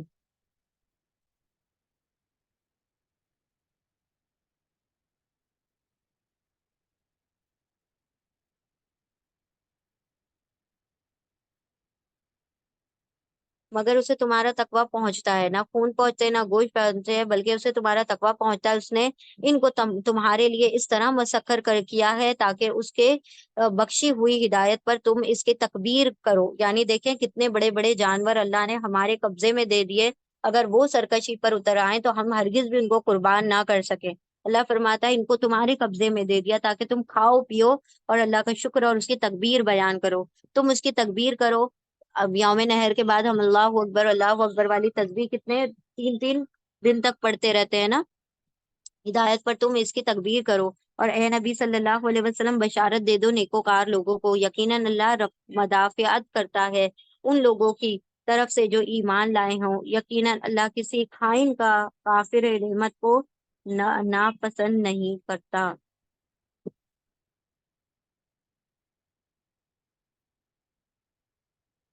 اجازت دے دی گئی ان لوگوں کو جن کے خلاف جنگ کی جا رہی ہے، کیونکہ وہ مظلوم ہے، اور اللہ یقیناً ان کی مدد پر قادر ہے۔ جب صحابہ اکرام مکہ میں تھے تو ان کو کہا گیا تھا کہ جنگ نہیں کرنی، لیکن جب مدینے میں آ گئے اور مدینے کے آنے کے بعد ان کے گھر والے جو پیچھے چھوٹ گئے تھے ان کے اوپر ظلم و ستم ڈھائے گئے، تو اللہ سبحانہ و تعالیٰ نے 2 ہجری میں جنگ بدر کرنے کی اجازت دے دی کہ اب تم کیا کرو، جنگ کرو، قتال کرو۔ یہ وہ لوگ ہیں جو اپنے گھروں سے ناحق نکال دیے گئے صرف اس قصور پر کہ وہ کہتے ہیں کہ ہمارا رب اللہ ہے۔ دیکھیں آج بھی یہی ہو رہا ہے نا، کہ جس نے کلمہ پڑھ لیا تو اس کو ٹارچر کیا جا رہا ہے، اس کو گھروں سے نکالا جا رہا ہے، ان کو مارا جا رہا ہے، ان کو پیٹا جا رہا ہے۔ اللہ فرماتا ہے کہ ان کا قصور صرف اتنا ہے کہ وہ کہہ دیتے ہیں کہ ہمارا رب اللہ ہے، اور ان کو کیا کیا جا رہا ہے، پرسیکیوٹ کیا جا رہا ہے، ناحق نکال دیے گئے صرف اس قصور پر کہ وہ کہتے ہیں کہ ہمارا رب اللہ ہے۔ اگر اللہ لوگوں کو ایک دوسرے کے ذریعے دفع نہ کرتا رہے تو خانقاہیں اور گرجا اور معبد اور مسجدیں جن میں اللہ کا کثرت سے نام لیا جاتا ہے سب مسمار کر دیا جائے، سب کو ڈیمولش کر دیا جائے، اللہ ضرور ان لوگوں کی مدد کرے گا جو اس کی مدد کریں گے۔ اللہ بڑا طاقتور اور زبردست ہے۔ اللہ نے فرمایا کہ اللہ جب جب ایسے بگاڑ پیدا ہونے لگتا ہے تو اللہ اپنے کسی آ، اللہ سبحانہ و تعالیٰ اپنی کسی حکمت کے ذریعے سے ایسے لوگوں کو تباہ کر دیتا ہے۔ اگر ایسا نہ ہوتا تو آج ساری دنیا کی مسجدیں اور چرچ اور سارے جو سیناگوگز ہیں وہ سب کیا کر دیتے، لوگ ایک دوسرے کے آپس میں سب ڈیمولش کر دیتے، سب توڑ دیتے۔ تو اللہ سبحانہ و تعالیٰ یہاں پر فرما رہے ہیں کہ تم اللہ کی مدد کرتے رہو تو اللہ تمہاری مدد کرتا رہے گا۔ یہ وہ اللہ کی مدد کرنا کیا ہے؟ اللہ کی مدد کرنا یہ ہے کہ اللہ کے دین کو غالب کرنے اور اس کے نظام کو قائم کرنے کی جستجو کی جاتی رہے۔ یہ وہ لوگ ہیں جنہیں اگر ہم زمین میں اقتدار بخشیں، یعنی کوئی پوسٹ دے دیں، تو وہ نماز قائم کریں گے، زکوٰۃ دیں گے، معروف کا حکم دیں گے، نیکی کا حکم دیں گے، برائی سے منع کریں گے، اور تمام معاملات کا انجام کار اللہ کے ہاتھ میں ہے۔ یعنی سارے نیک کام کر کے پھر اللہ پر اپنے انجام کو چھوڑ دیتے ہیں، رزلٹ کو اللہ پہ چھوڑ دیتے ہیں۔ اے نبی صلی اللہ علیہ وسلم اگر وہ تمہیں جھٹلاتے ہیں تو ان سے پہلے قوم نوح اور عاد اور سمود اور قوم ابراہیم اور قوم لوط اور اہل مدین یعنی شعیب علیہ السلام کی قوم بھی جھٹلا چکے ہیں، اور موسیٰ علیہ السلام کی بھی جھٹلائے جا چکے ہیں۔ ان سب منکرین حق کو میں نے پہلے مہلت دی پھر پکڑ لیا۔ اللہ نے کہا ہم نے سب کو مہلت دی، سب کو وقت دیا، سب کو وارننگ دی، وقت دیا، پھر پکڑا ہے، ڈائریکٹ نہیں پکڑا، کسی پہ ظلم نہیں کیا۔ اب دیکھ لو کہ میری عقوبت کیسی ہے، کیسا انجام، کیسا میں پکڑ کرتا ہوں۔ کتنی ہی خطا کار بستیاں ہیں جن کو ہم نے تباہ کیا ہے، اور آج وہ اپنی چھتوں پر الٹی پڑی ہیں، یعنی کوئی نام و نشان نہیں۔ کتنے ہی کنویں بیکار اور کتنے ہی قصر، کتنے ہی محل جو ہیں پیلیسز کھنڈر بنے ہوئے پڑے ہیں۔ ہم دیکھتے ہیں نا آج اس کا مقبرہ، اس کا وہ، اس کا تاج محل اور وہ لال قلعہ، اور کون کون سے مطلب بڑے بڑے مہاراجا راجاؤں کے قلعے پڑے ہوئے ہیں جن کے اندر کوئی بسنے والا نہیں ہے۔ اللہ فرماتا ہے کہ کتنے بڑے بڑے محل ہم نے کھنڈر کر دیے۔ کیا یہ لوگ زمین میں چلے پھرے نہیں ہیں کہ ان کے دل سمجھنے والے ہوں اور ان کے کان سننے والے ہوں؟ تو زمین میں چلنے پھرنے کا مقصد کیا بتا دیا گیا؟ سیر و تفریح نہیں ہے، زمین میں چلنے پھرنے کا مقصد مزے کرنا نہیں ہے، بلکہ وہاں پر غور و فکر کرنا ہے، وہاں دل لگا کے دل سمجھنے والے دل لے کر جانا ہے اور سننے والے کان لے کر جانا ہے، کہ اگر سنیں کسی کا عبرت ناک واقعہ تو واو اور یہ کر کے نہ آ جائے، بلکہ اس کے اوپر غور کر کے اس سے عبرت حاصل کریں۔ حقیقت یہ ہے کہ آنکھیں اندھی نہیں ہوتی مگر دل اندھے ہوتے ہیں، حق کو دیکھنے سے دل اندھے ہوتے ہیں جو سینوں میں ہے، تو سینوں میں جو دل ہوتے ہیں، سینوں میں جو آنکھیں ہوتی ہیں وہ اندھی ہو گئی، تو پھر یہ جو ظاہری آنکھ ہے وہ کسی کام کی نہیں ہوتی۔ دیکھنے کے لیے دو روشنیوں کی ضرورت ہوتی ہے، ایک باہر کی روشنی کی اور ایک اندر کی روشنی کی۔ تو اندر کی روشنی اگر نہیں ہوگی تو باہر کی روشنی چاہے جتنی ہو کوئی کام کی نہیں ہے، دیکھنا نہیں آپ دیکھ سکتے۔ یہ لوگ عذاب کے لیے جلدی مچا رہے ہیں، اللہ ہرگز اپنے وعدے کے خلاف نہ کرے گا، کیوں جلدی دے گا وہ جبکہ اس نے ایک ڈیٹ فکس کر دی ہے قیامت کی اور موت کی۔ مگر تیرے رب کے ہاں ایک دن تمہارے شمار کے 1000 برس کے برابر ہوا کرتا ہے۔ تم ایک دن گنتے ہو، تمہارے 1000 دن اللہ کا ایک دن ہوتا ہے۔ تمہاری زندگی کے 1000 دن گزریں گے تو اللہ کا ایک دن ہوتا ہے، تو 1000 دن مطلب سمجھ لے کہ ہمارے 3 سال گزرتے تو اللہ کا ایک دن گزرتا ہے۔ اللہ اکبر! سوچے وہ قیامت اور حشر کا دن جو 50,000 سال کا ہوگا۔ اللہ اکبر! کتنی ہی بستیاں ہیں جو ظالم تھی، میں نے ان کو پہلے مہلت دی پھر پکڑ لیا، اور سب کو واپس تو میرے ہی پاس آنا ہے۔ اے محمد صلی اللہ علیہ وسلم کہہ دو کہ لوگوں میں تو تمہارے لیے صرف وہ شخص ہوں جو برا وقت آنے سے پہلے صاف صاف خبردار کرنے، میں تو وارن کرنے والا، وارننگ میں نے تم کو دے دی۔ پھر جو ایمان لائیں گے اور نیک عمل کریں گے ان کے لیے مغفرت ہے اور عزت کی روزی ہے اور عزت کا رزق ہے، اور جو ہماری آیات کو نیچا دکھانے کی کوشش کریں گے وہ دوزخ کے یار ہیں۔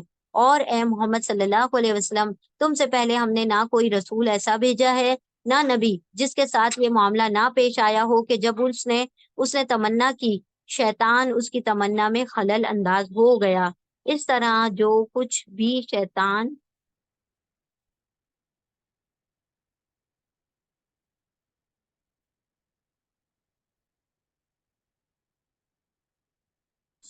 اس کی تمنا میں خلل انداز ہوں گے۔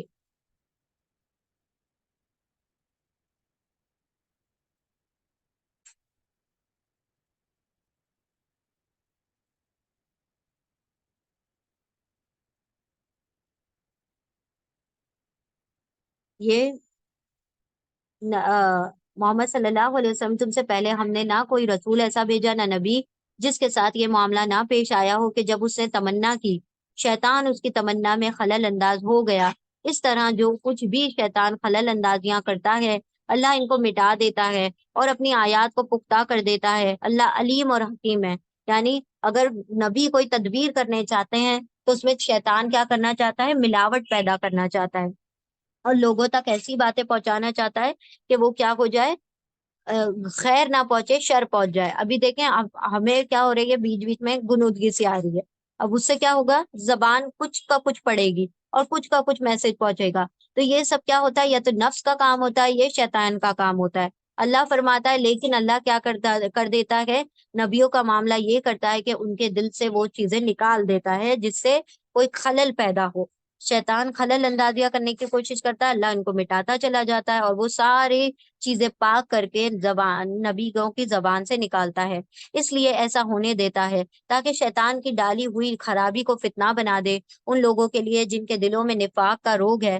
تو جو منافق ہیں وہ اسی چیز سے فائدہ اٹھا لیتے ہیں اور منافقت میں اور بڑھ جاتے ہیں، اور جن کے دل کھوٹے ہیں، حقیقت یہ ہے کہ یہ ظالم لوگ اناد میں بہت دور نکل گئے، یعنی اتنا بغض ہے ان کے دلوں میں کہ یہ اتنے دور پہنچ چکے ہیں کہ اب وہ بغض کے ان کے دل کی گہرائیاں جو بغض میں پھنس گئی ہیں وہ اب باہر نہیں نکل سکتے۔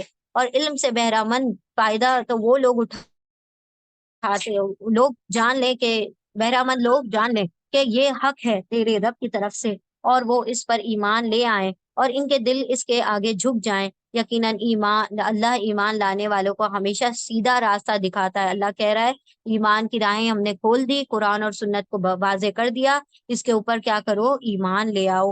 انکار کرنے والے تو اس کی طرف سے شک ہی میں پڑے رہیں گے، جن کو نہیں یقین ہے تو وہ کتنا بھی آپ اس کو دلیل دے دیں وہ یقین نہیں کریں گے، یہاں تک کہ یا تو ان پر قیامت کی گھڑی اچانک آ جائے، یا ایک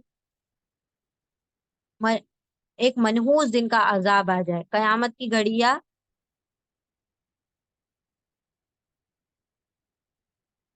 ان پر قیامت کی گھڑی اچانک آ جائے، یا ایک منحوس دن کا عذاب نازل ہو جائے۔ اس روز بادشاہی اللہ کی ہوگی، اور وہ ان کے درمیان فیصلہ کر دے گا، اور ایمان رکھنے والے اور عمل صالح کرنے والے ہوں گے وہ نعمتوں بھری جنتوں میں جائیں گے، اور جنہوں نے کفر کیا ہوگا اور ہماری آیات کو جھٹلایا ہوگا ان کے لیے رسوا کن عذاب ہوگا۔ اللہ نے فرما دیا قیامت کے دن اللہ سبحانہ و تعالیٰ ساری مخلوقات کو ایک ایک کر کے مار دے گا، سب سور پھونک دیا جائے گا۔ سور پھونکنے کے بعد اللہ سبحانہ و تعالیٰ کہیں گے ساری دنیا فنا ہو گئی، اب تمام فرشتوں کو بھی مار دیا جائے۔ تو ملک الموت سب کی روحیں قبض کر لیں گے۔ پھر اس کے بعد ملک الموت کے متعلق اللہ فرمائے گا کہ اب تم اور میں باقی ہیں۔ تو اللہ سبحانہ و تعالیٰ کیا کریں گے، ملک الموت کو بھی موت دے دیں گے۔ پھر اس کے بعد کیا رہ جائے گا، موت بچ جائے گی، صرف موت۔ تو اللہ سبحانہ و تعالیٰ موت کو ایک دمبے کی شکل میں بنائیں گے اور اس کو بھی ذبح کر دیں گے، پھر کوئی نہیں بچے گا، اور اللہ سبحانہ و تعالیٰ فرمائے گا آج آج واحد القہار کی بادشاہی، آج میری بادشاہی ہے۔ آج کہاں ہے وہ بادشاہ جو دنیا میں بادشاہی کے دعویٰ کرتے تھے؟ ہجرت کی، پھر قتل کر دیے گئے، مطلب مائگریشن ہوا مکہ سے مدینہ، پھر قتل ہوئے، پھر یا مارے گئے یا مر گئے۔ اللہ ان کو اچھا رزق دے گا، اور یقیناً اللہ کی بہترین رازق ہے۔ انہیں ایسی، یعنی مہاجرین اور شہداء کا رزق اللہ کے پاس سب سے بہتر ہے، انہیں ایسی جگہ پہنچائے گا جس سے وہ خوش ہو جائیں گے۔ بے شک اللہ علیم اور حلیم ہے۔ اللہ سبحانہ و تعالیٰ نے مہاجرین کو مدینہ میں بہت اچھی آرائش دی، اور پھر آخرت میں اللہ سبحانہ و تعالیٰ ان کو جنت عطا کرے گا۔ یہ تو ہے ان کا حال جو کوئی بدلہ لے، ویسا ہی جیسا اس کے ساتھ کیا گیا، اور پھر اس پر زیادتی بھی کی گئی ہو تو اللہ اس کی مدد ضرور کرے گا۔ اللہ معاف کرنے والا اور درگزر کرنے والا ہے۔ اللہ فرماتا ہے کہ اگر کسی کے اوپر زیادتی ہو تو وہ اتنا ہی بدلہ لے لے تو اللہ معاف کرنے والا ہے۔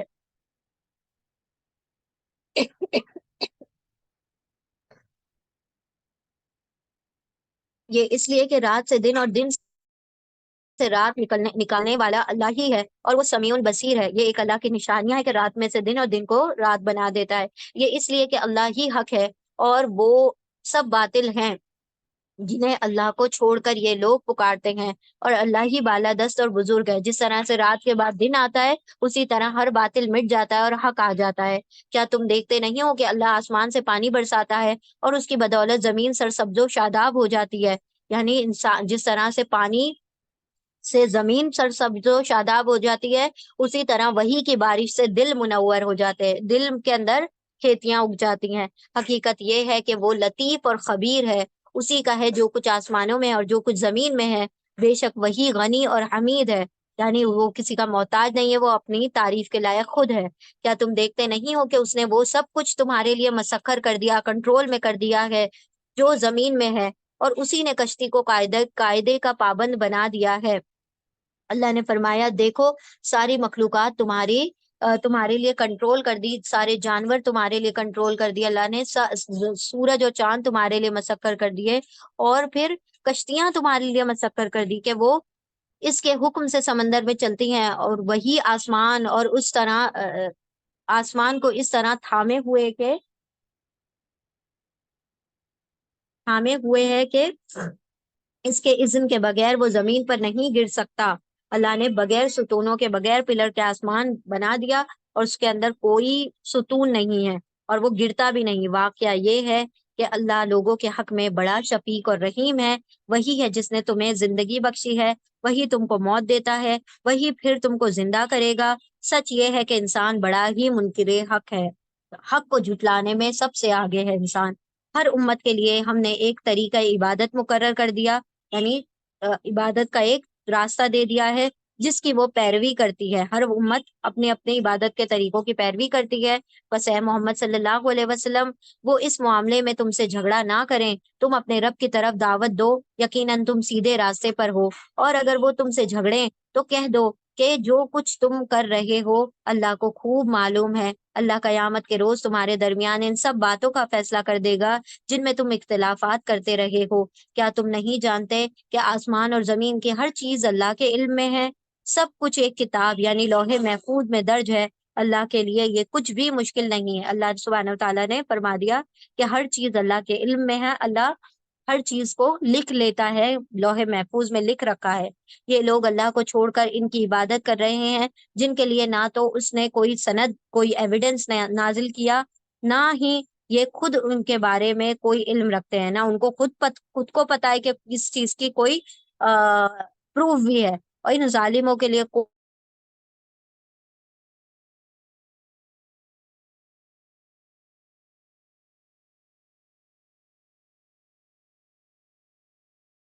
ٹوٹ پڑیں گے جو انہیں ہماری آیات سناتے ہیں۔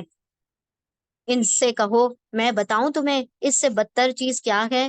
آگ۔ اللہ نے اسی کا وعدہ ان لوگوں کے لیے حق میں کر رکھا ہے جو قبول حق سے انکار کریں، اور وہ بہت ہی برا ٹھکانہ ہے۔ اللہ نے کہہ دیا جب کوئی خیر اور حق کی بات بتاتا ہے تو یہ جو کافر اور مشرک ہوتے ہیں جن کو حق اچھا نہیں لگتا تو وہ کیا کرتے ہیں؟